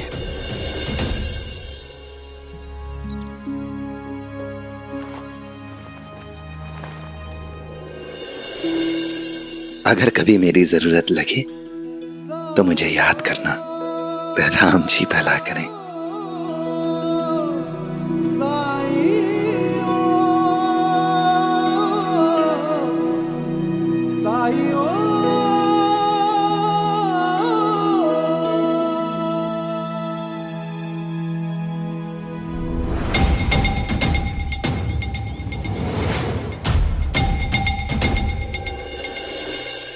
हम बचपन से देखते आए हैं कि शादी के बाद लड़कियां अपना घर छोड़कर ससुराल चली जाती है। आई को भी अपना मायका छोड़ के बाबा के घर आना पड़ा, लेकिन कभी एहसास ही नहीं हुआ कि तुम भी हमें छोड़ के चली जाओगी। क्यों केशव? केशव,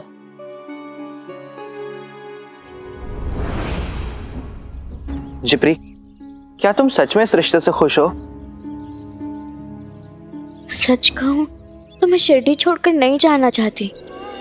यहाँ साई है, मेरी दोस्त है। मेरी दुनिया शिरडी में ही बसी है। लेकिन आई की चिंता इस रिश्ते से दूर हो जाएगी, तो इसलिए उनके लिए मैं ये शादी करूंगी। जिप्री,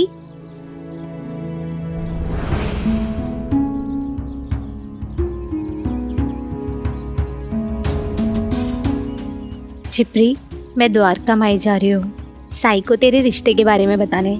बहुत मानते हैं वो तुझे। चल तू भी चल के उनका आशीर्वाद ले ले। हाँ, मैं चलती हूँ। चल।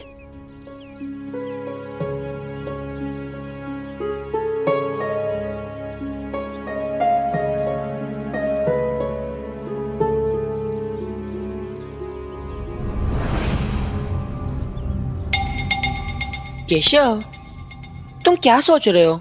ठीक हो ना? तात्या, मुझे कुछ गड़बड़ लग रही है। जिप्री की आत्या, मेरा जो उनके साथ अनुभव रहा उसके आधार पर कह रहा हूं, वो बहुत स्वार्थी औरत है और मुझे उनका व्यवहार बिल्कुल पसंद नहीं आया।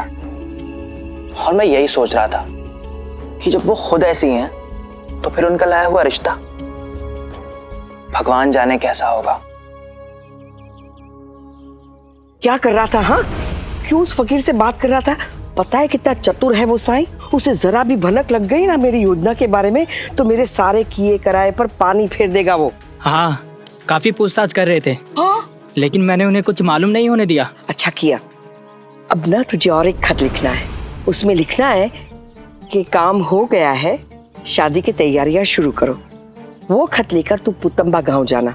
वहां जाकर किसी को भी पूछेगा ना कि धुंडी का घर कहाँ है तो कोई भी तुझे बता देगा। और वो खत ना धुंडी को ही देना, ठीक है? ठीक है। मेरी बाली कौन सी बाली? अरे हाँ, तेरी बाली ना दूंगी ना, क्यों नहीं दूंगी बाली, लेकिन पहले काम तो खत्म हो जाने दे।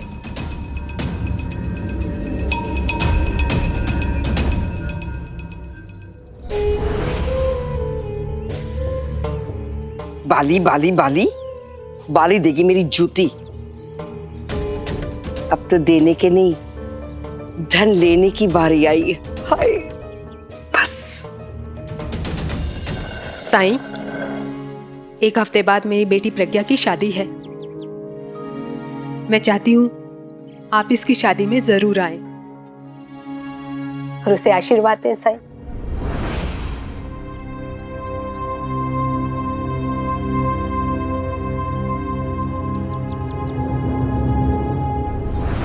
किस्मत का खेल भी कितना निराला है ना जिप्री। 2 दिन पहले प्रज्ञा की आई मुझे ताना दे रही थी कि मुझे तेरी शादी कर देनी चाहिए थी, और आज देख, आज हम साई को तेरे रिश्ते के बारे में बताने आए हैं।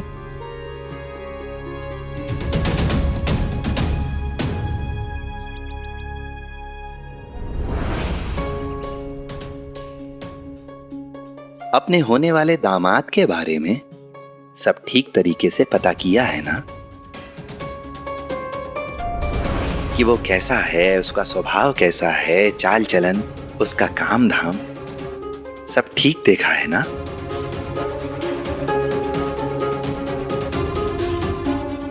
ताकि ये पता चल सके कि वो आपकी बेटी के लायक है भी या नहीं।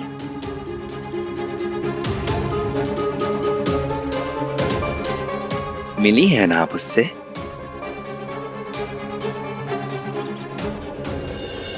जी साईं, सब कुछ पता किया है। लड़का तो खुद अपने परिवार के साथ मेरी प्रज्ञा को देखने आया था और हमें तो पहली नजर में ही भाग गया, और उन्हें भी हमारी प्रज्ञा बहुत पसंद आई। साईं,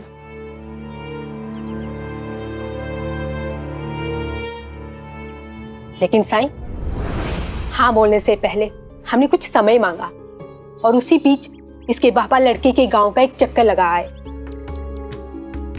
और वहां पर जाकर लोगों से चुपचाप पूछताछ की कि लड़का कैसा है, क्या चाल चलन है, और उसका परिवार कैसा है।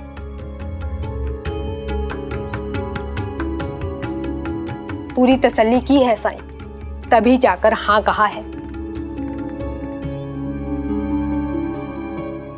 इकलौती बेटी है हमारी साईं, ऐसे थोड़ी ना किसी को भी सौंप देंगे। बेटी है, कोई बला नहीं कि जिसे टालने के लिए हम कुछ भी कर देंगे।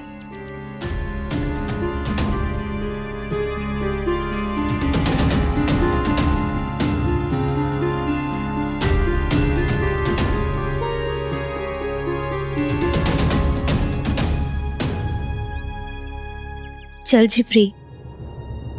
क्या हुआ आई? हम तो साई से मिलने आए थे ना। तूने सुना नहीं साई ने अभी अभी क्या कहा प्रज्ञा की आई से? अगर हम लोग अंदर गए और तुम्हारी शादी तय होने का शुभ समाचार साई को दिया तो साई मुझसे भी यही सवाल करेंगे। तो मैं क्या कहूंगी साई से? मुझे तो लड़के के बारे में कुछ भी नहीं पता। क्या बोलूंगी? पता करना तो दूर, मैंने तो लड़के को देखा भी नहीं है। साई की बात 16 आने सच है। लड़के के बारे में कुछ भी जाने बिना मैं तेरी शादी नहीं करूंगी। लड़के के बारे में पूरी जानकारी होने के बाद ही हम साई को बताएंगे।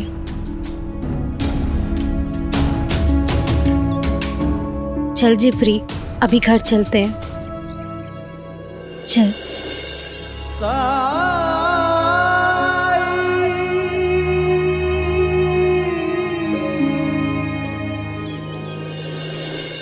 देखना तो पड़ेगा ना, जिप्री के बाबा नहीं है तो सारी जिम्मेदारी मेरी है, और मैं अपनी बेटी से पिंड छुड़ाने के लिए उसकी शादी नहीं कर रही हूँ।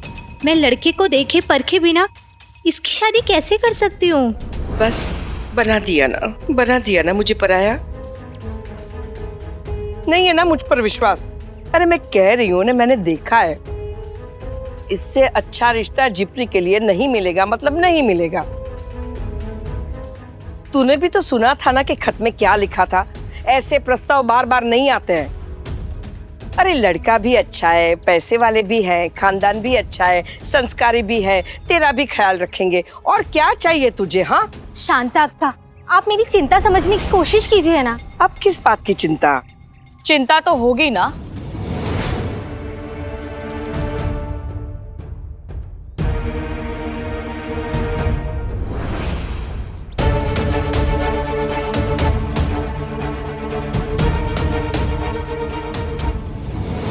अब ये कहां से टपक पड़ी?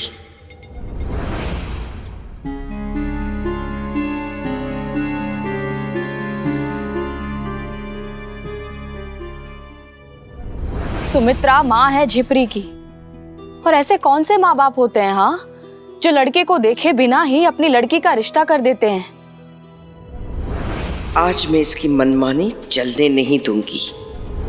हाँ हाँ, तुम्हारी चिंता खूब समझती हूँ मैं। आखिर तुमने जिप्री की शादी का खर्चा उठाने की जिम्मेदारी जो ली है ना? सही बात।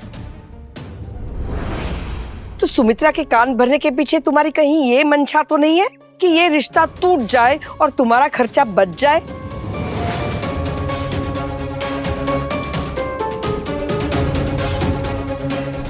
अक्का ऐसा कुछ भी नहीं है। बाइजा अक्का मेरी तरह जिप्री का भला चाहती हैं। तो मैं क्या उसका बुरा चाहती हूँ? मैं क्या उसकी दुश्मन हूँ? अरे आत्या हूँ मैं, उसकी आत्या। अरे तुम लोग समझते क्यों नहीं हो? वो लोग बहुत पैसे वाले लोग हैं, अमीर है। यहाँ बुलाकर उसे कहाँ बिठाएंगे? ये गोबर के घर में या फिर ये उपलों की सेज पर? वो नहीं आ सकते हैं, लेकिन हम तो वहां जा सकते हैं ना।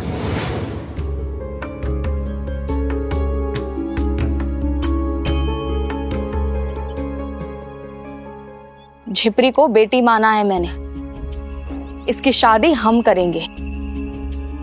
फिर चाहे इसके लिए हमें कितने भी पैसे खर्च करने पड़े, हम पीछे नहीं हटेंगे।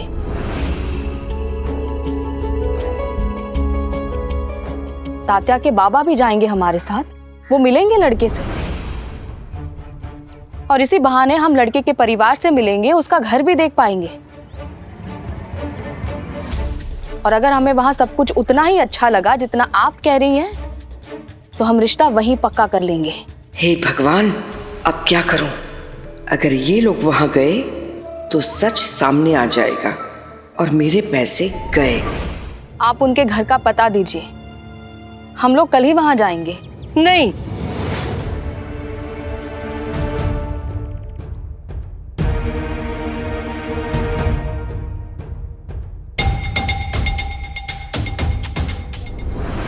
अब तो ये साफ हो गया है कि तुम लोगों को मुझ पर भरोसा ही नहीं है, रत्ती भर भरोसा नहीं है।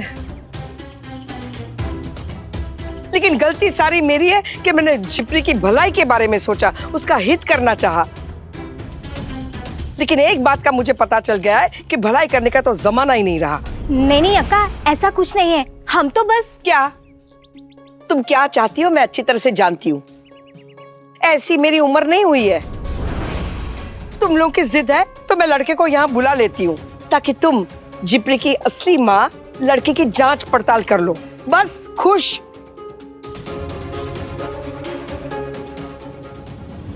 लेकिन आज तूने मुझे एहसास करवाई दिया सुमित्रा कि तू मुझ पर कितना भरोसा करती है।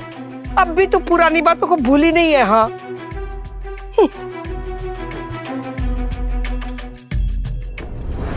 सुमित्रा, जब भी वो लड़का यहाँ आए मुझे खबर भिजवा देना। तात्या के बाबा और मैं भी उससे मिल लेंगे। जी।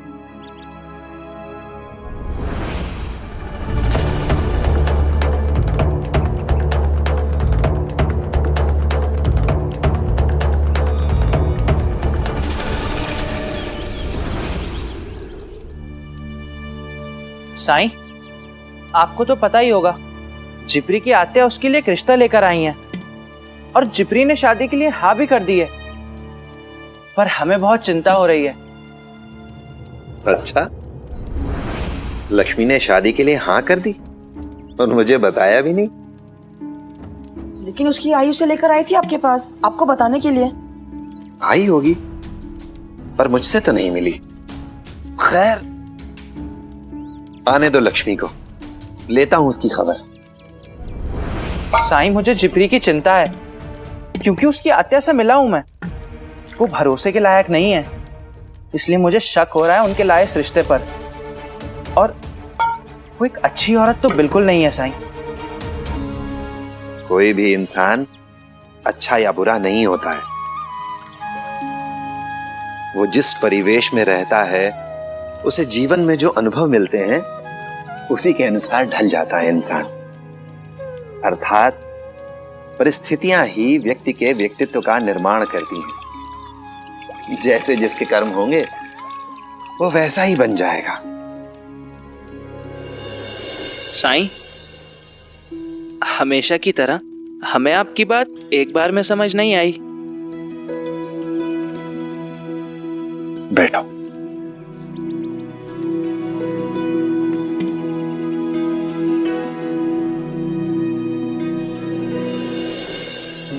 ये आलू देख रहे हो? ये अभी खेत से आया है, इसलिए ये कड़ा है, सख्त है। लेकिन जब हम इसे पानी में उबालते हैं तो क्या होता है?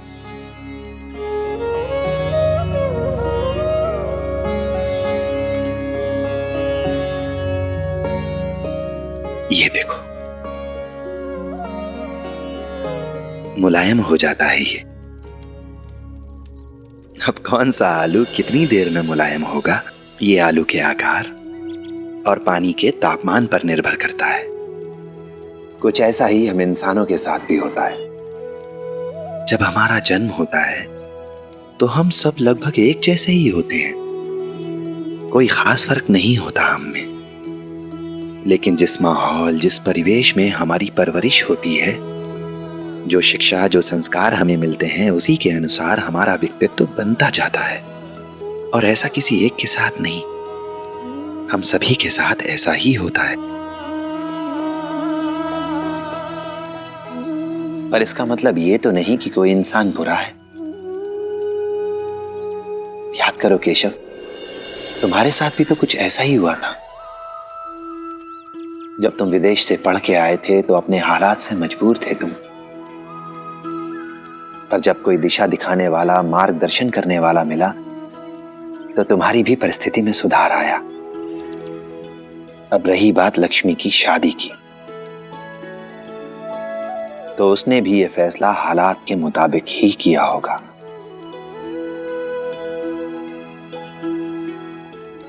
अब उसका फैसला सही है या गलत, ये तो आने वाले समय में उसे अपने अनुभव से ही पता चलेगा। सच है कि हम अनुभव से ही सीखते हैं, समझदार बनते हैं। हमें सबक मिलता है, भले ही सबक अच्छा हो या बुरा। अगर कोई साथ देने वाला हो तो कठिन से कठिन सबक सीखना भी थोड़ा आसान हो जाता है।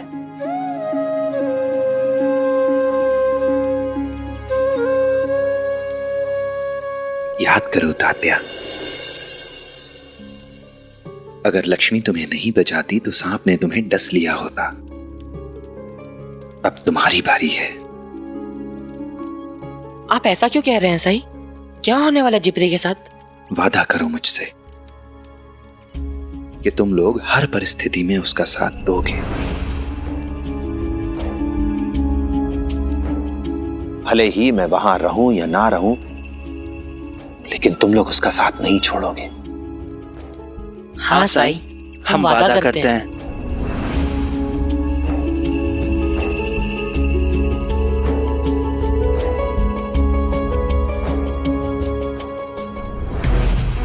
सब कुछ मेरी योजना के मुताबिक हो रहा था और उस बाइसा ने आकर सब गुड़ गोबर कर दिया। अब क्या करूं?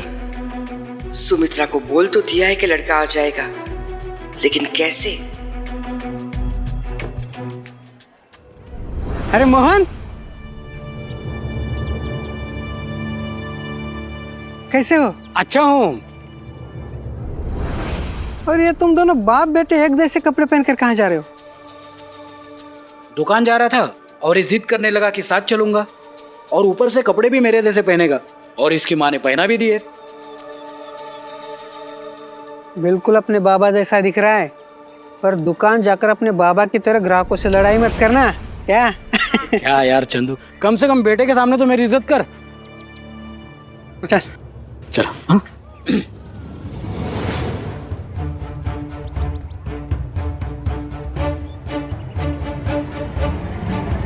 क्या तरकीब ढूंढी है तूने शांता, अब आएगा मजा।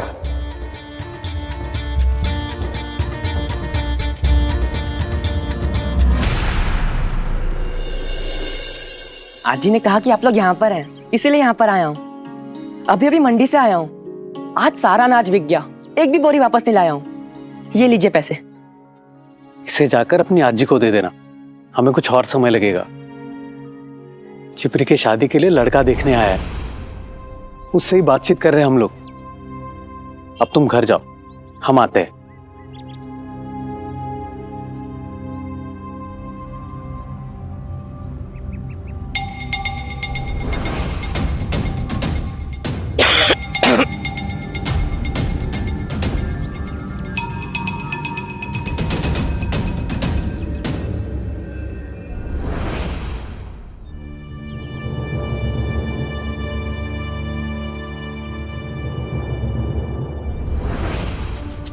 पूछिए ना, जो पूछना है वो पूछिए।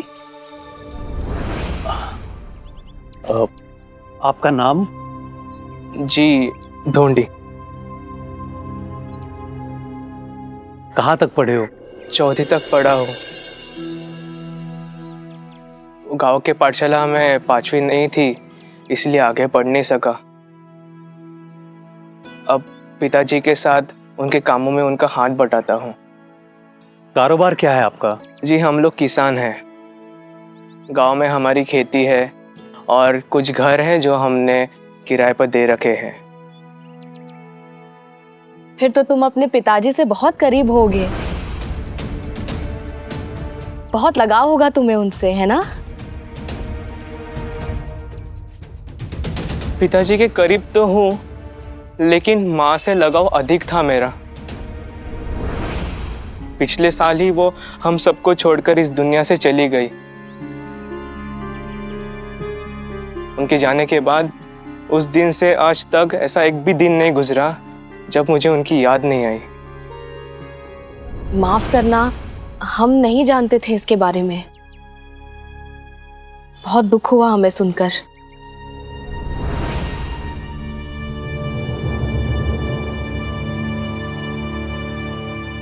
सुमित्रा वाहिनी। ए सुमित्रा, बारा।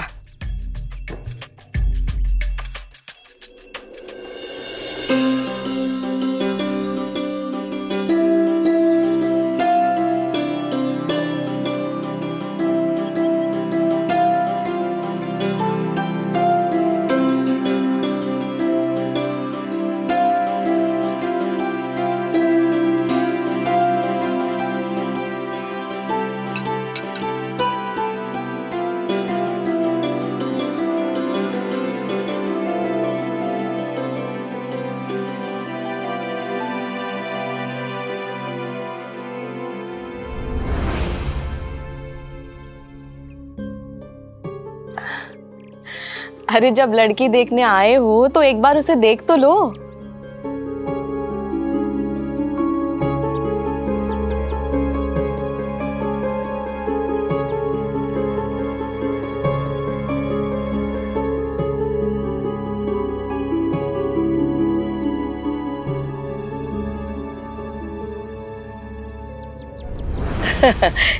बड़ा शर्मीला है हमारा ढोंडी,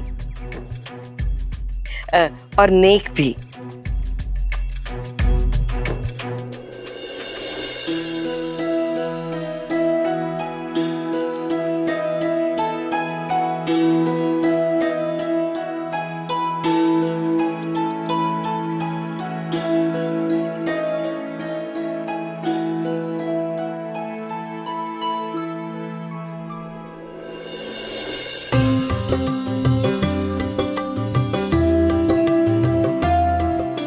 अक्का, आप बिल्कुल सही थी, मुझे ये रिश्ता मंजूर है। अरे ऐसे खाली खाली, अरे सुमित्रा खड़ी है क्या? सबका मुंह मीठा करवा, तेरी बेटी की शादी पक्की हो गई है। वाह वाह वाह वाह वाह। हाँ हाँ, अभी शगुन की मिठाई लेके आती हूँ।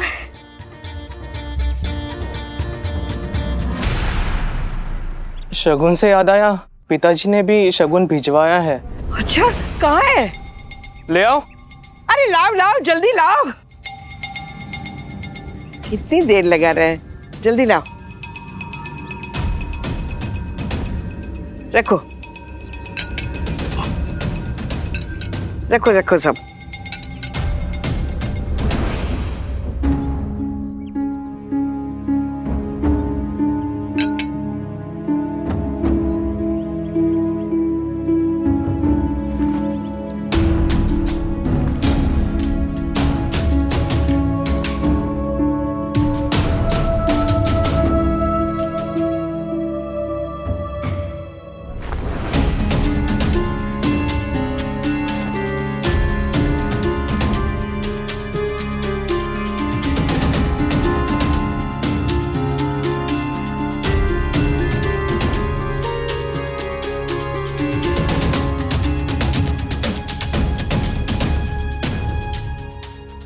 अक्का, हम ये सब कैसे ले सकते हैं? अरे कैसे ले सकते हैं मतलब? तेरे लिए थोड़ी भेजा है, ढूंढी के पिताजी ने उनके घर की होने वाली बहू के लिए भेजा है, तेरे लिए नहीं भेजा है। और पिताजी ने संदेश भी भेजा है। हाँ, क्या क्या क्या क्या? उन्होंने पंडित जी से बात कर ली है, शादी के लिए सबसे शुभ मुहूर्त 3 दिन बाद का है, तो वो चाहते हैं कि शादी तभी हो।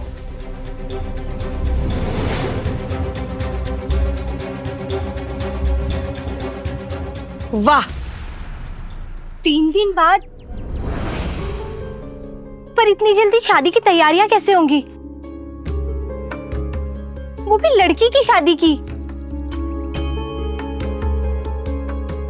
हाँ, 3 दिन तो बहुत जल्दी है।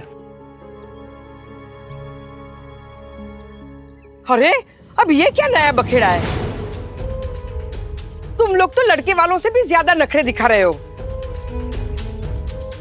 पहले कहा कि लड़के को देखना है, उसे परखना है, उससे बातें करनी है। अब जब रिश्ता पक्का हो ही गया है तो ये नौटंकी क्यों? अरे 3 दिन के बाद अगर मुहूर्त सबसे अच्छा है तो शादी कर लेने में हर्जी क्या है?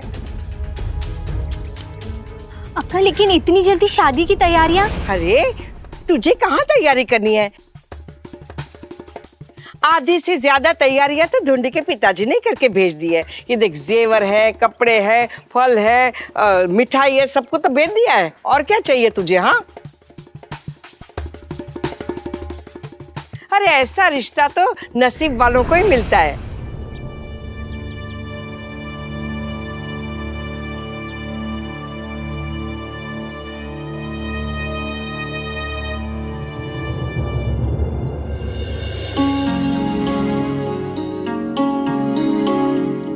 ठीक है अक्का, शादी 3 दिन बाद ही करेंगे।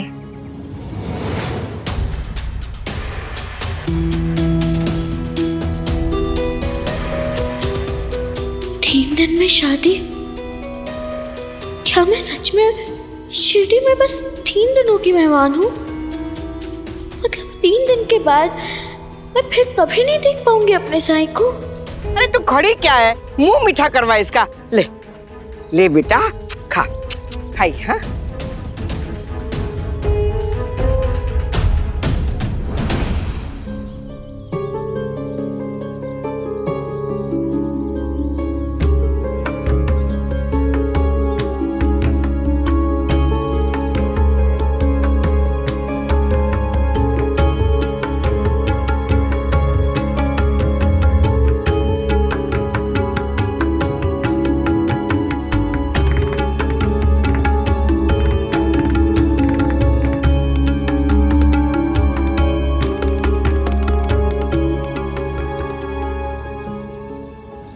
अब मैं माला माल हो जाऊंगी।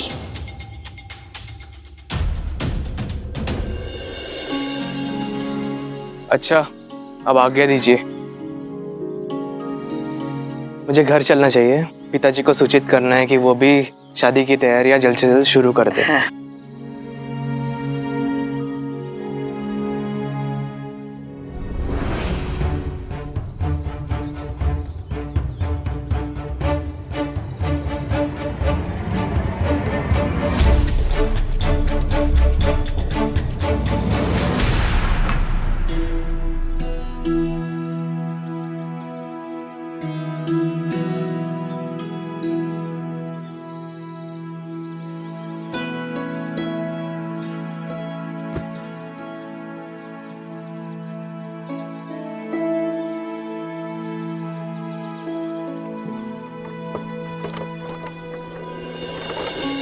अब हम भी चलते हैं।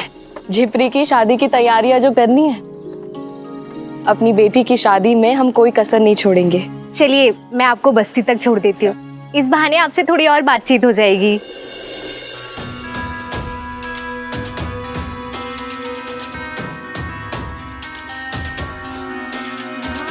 क्या वाकई में ये सच होने वाला है? 3 दिनों के बाद मैं हमेशा हमेशा के लिए शिरडी छोड़ दूंगी। साईं को देखे बिना एक दिन भी नहीं रह पाऊंगी मैं। मेरे दिन की शुरुआत तो उसके आशीर्वाद के साथ ही होती है। झिपरी, देख हम लोग शादी शादी खेल रहे अपने गुड़े और गुड़ियों के साथ। मैं अपने गुड़िया की शादी करा रही हूँ। क्या तुम मेरी गुड़िया की मौसी बनेगी? बनेगी ना?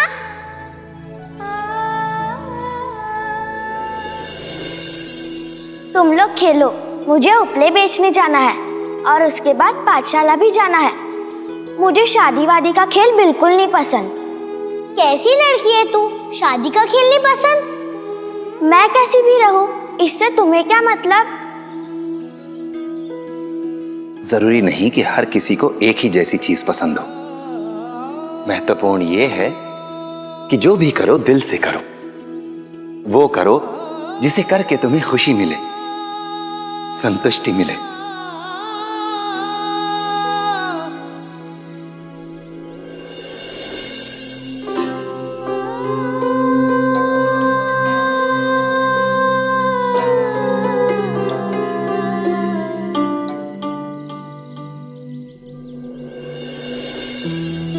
साईं, मेरी मदद करो, मुझे राह दिखाओ। मुझे क्या करना चाहिए बताओ साईं।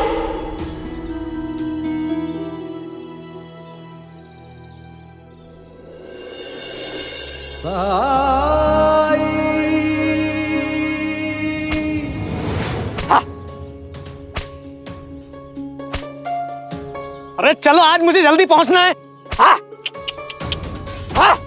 अरे चलो।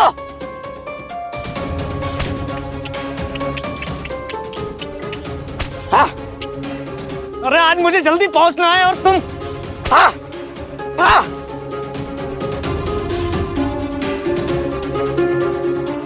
रुको।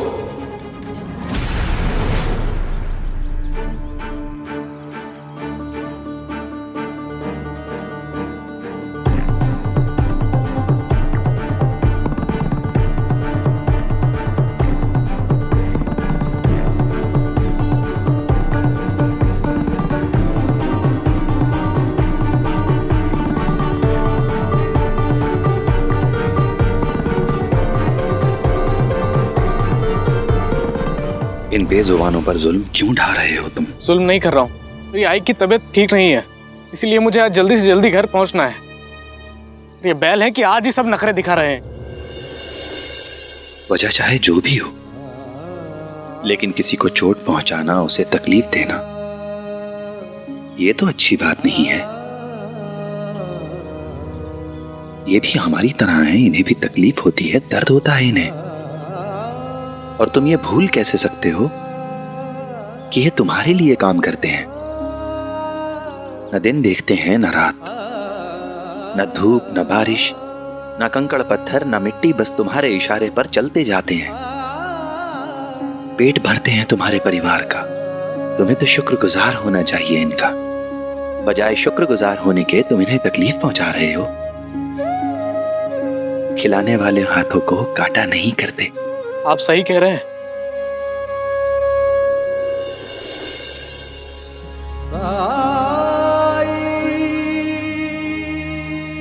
ये अपनी आई को दे देना और इन बैलों को पानी पिलाओ। जी।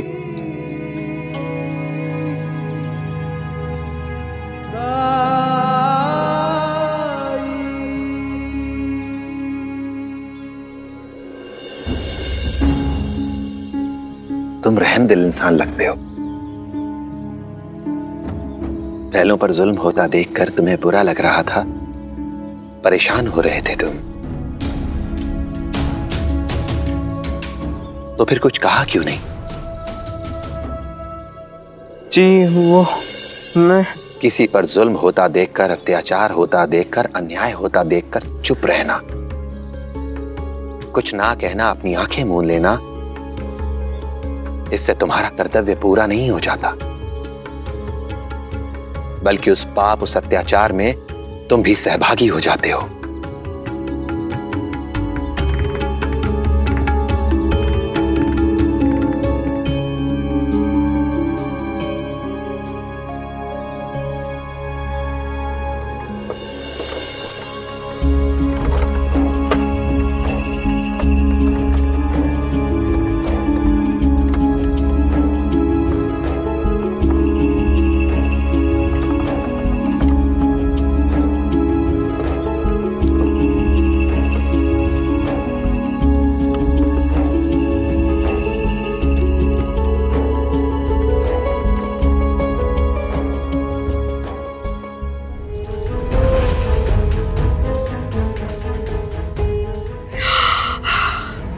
इतने सारे पैसे, हाय मैं तो अमीर हो गई, कितनी अमीर हो गई। उम्मीद से भी ज्यादा मिला है मुझे। मैंने जो मांगा भगवान ने उससे कहीं ज्यादा दे दिया मुझे।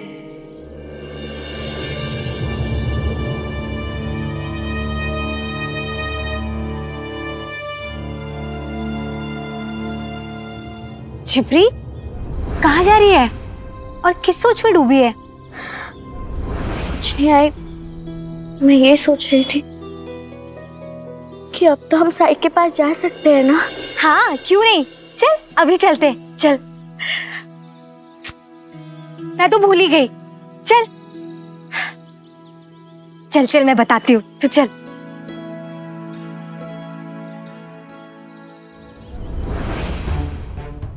मैं इसे अंदर रख देती हूँ।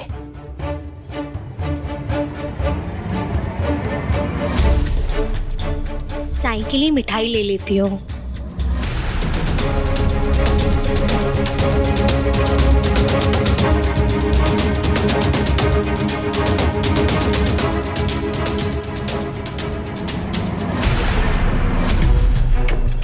हे भगवान, तूने जिब्री को कितना अच्छा वर और घर दिया है। इन लोगों के साथ रिश्ता तोड़कर रखने का मुझे इतने सालों से बेहद दुख था, लेकिन आज मुझे ऐसा लगता है कि जिब्री का इतनी अच्छी जगह पर रिश्ता करवाकर मैंने अपना कर्तव्य पूरा किया है। उन खोए हुए दिनों की, महीनों की, सालों की भरपाई करने का मौका दे दिया आपने मुझे।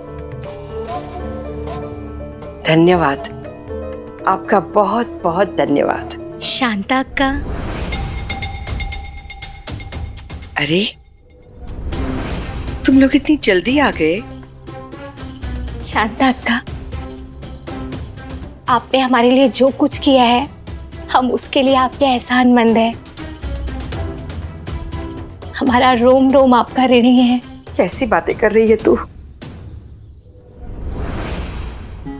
अरे इतने सारे सिक्के नीचे क्यों बिखरे हुए हैं?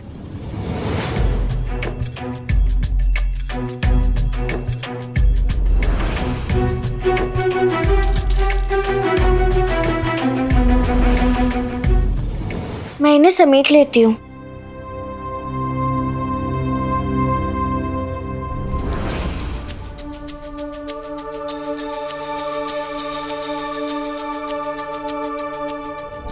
इस सयानी ने पैसे और सामानों को ठीक ठीक से देख लिया है। इसकी नजर से एक भी सामान या सिक्का इधर से उधर हुआ तो ये जान जाएगी।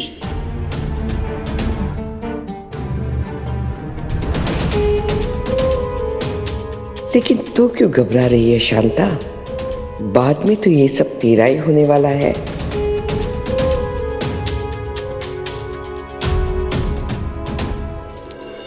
अक्का, हम साईं को मिठाई देकर आते हैं। चल झिपरी, चल।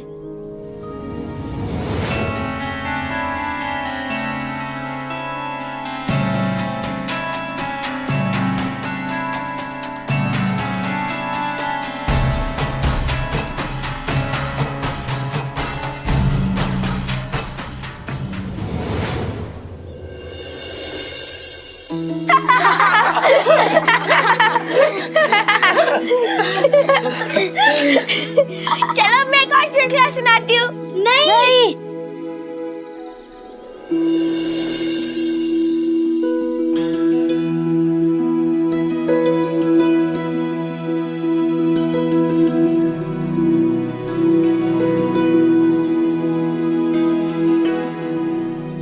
झिपरी दीदी,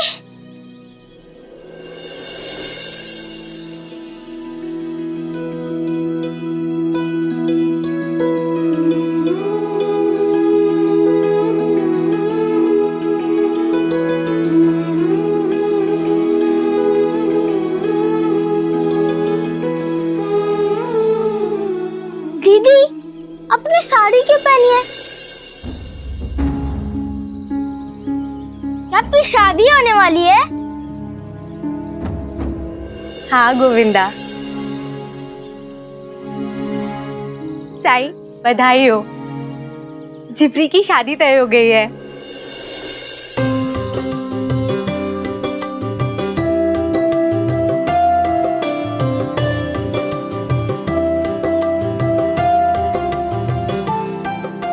अरे वाह,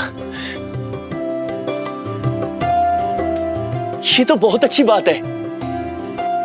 चिपरी, तेरा रिश्ता पक्का भी हो गया और तूने अपने भाई को भनक तक नहीं लगने दी।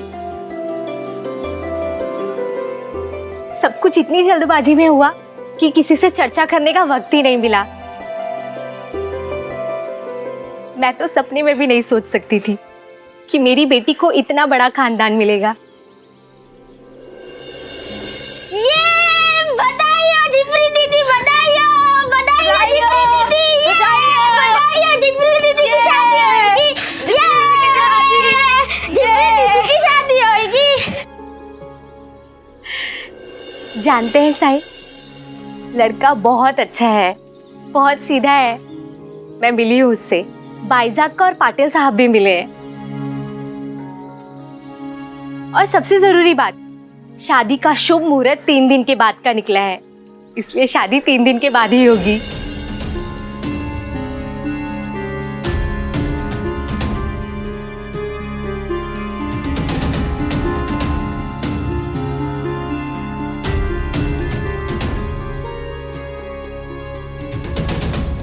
तो क्या आप 3 दिन बाद शिरडी छोड़कर चली जाओगी? द्वारका में भी नहीं आओगी?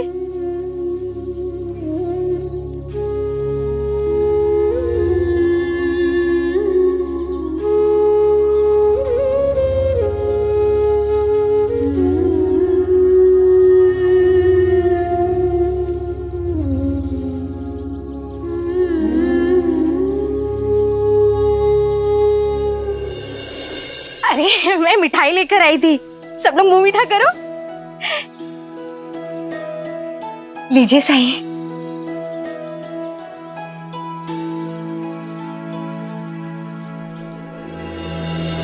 जिपरी, तुम खुश तो हो ना? अरे तुम तो मुंह मीठा करो, लो लो बेटा, लो। अब्दुल,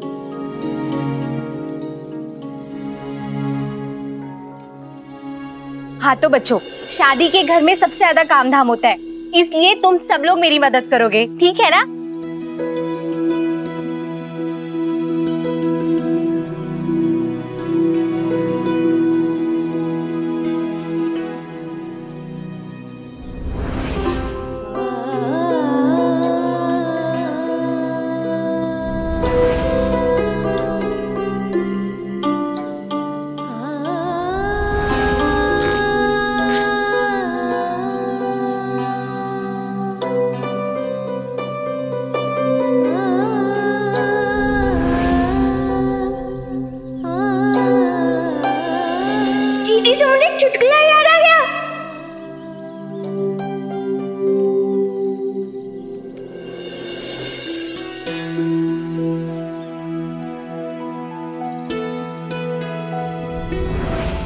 आप कौन? मैं साईं। सब मुझे झिपरी बुलाते हैं। झिपरी? ये भी कोई नाम हुआ भला? तुम तो साक्षात लक्ष्मी हो।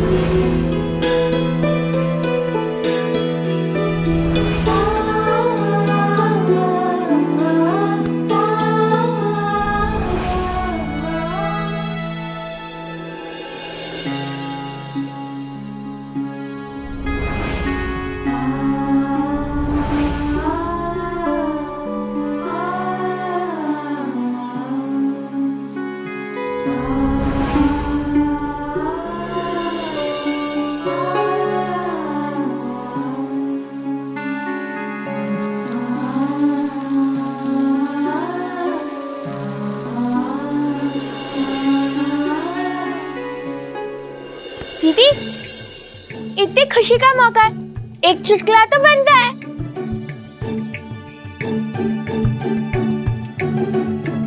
एक बार एक चींटी हाथी के पास गई और बोली, देखो मना मत करना, बड़ी उम्मीद से आई हूँ, मुझे तुम्हारी कमीज चाहिए। तो हाथी ने कहा, हाँ मैं दे तो दूंगा, लेकिन तुम्हें चाहिए क्यों? तो चींटी बोली, कल मेरी बेटी की शादी है, अगर तुम कमीज दोगे तभी तो शामियाना लगेगा।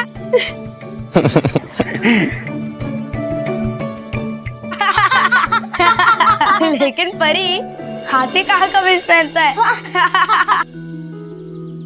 तो चींटी की भी शादी थोड़ी होती है, चुटकुले में सब चलता है। तुम्हारे चुटकुले सब बिना मतलब के। तुम बुद्धू हो। नहीं तुम बुद्धू हो। नहीं तुम बुद्धू हो।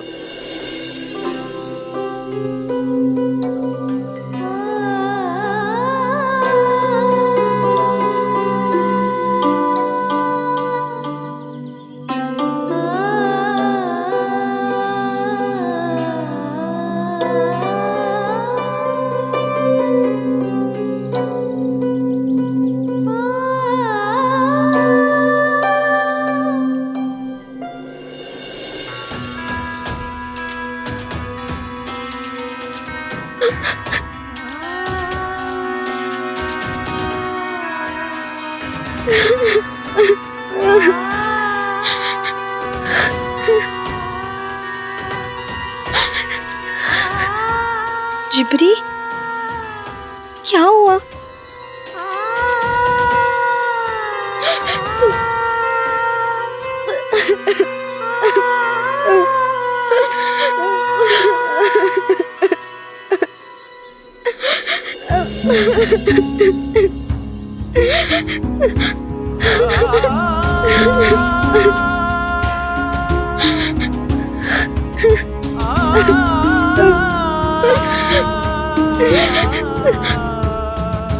मैं लक्ष्मी से अकेले में कुछ बात करना चाहता हूँ।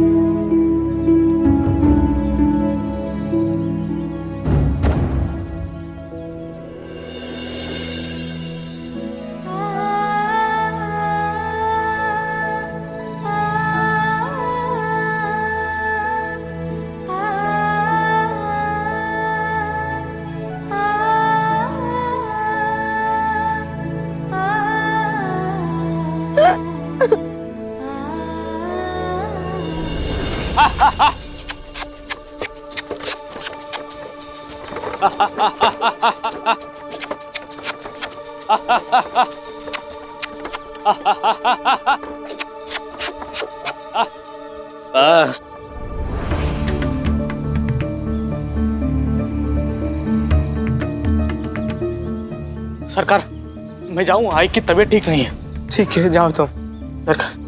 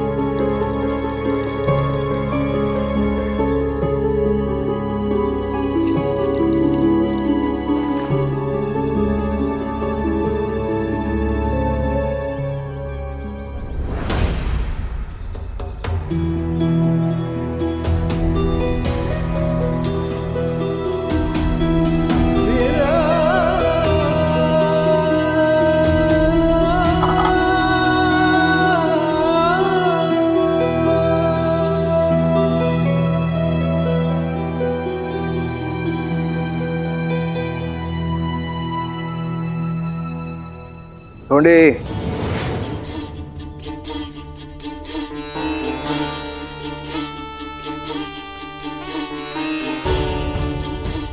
मिल रहा है उस लड़की से? जी बाबा। कैसी लगी?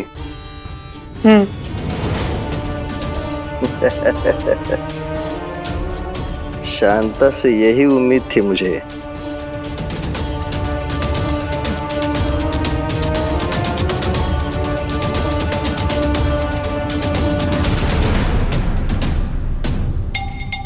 बाबा क्या है? ऐसा मत कीजिए बाबा।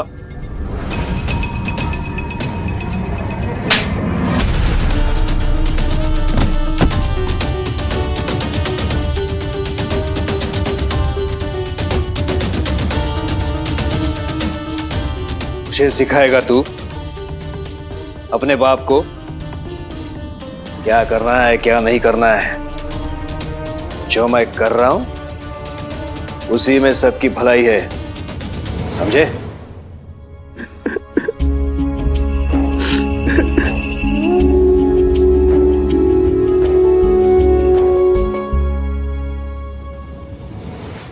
ऐसे और भी मजेदार वीडियो के लिए हमारे चैनल को लाइक, शेयर और सब्सक्राइब करें।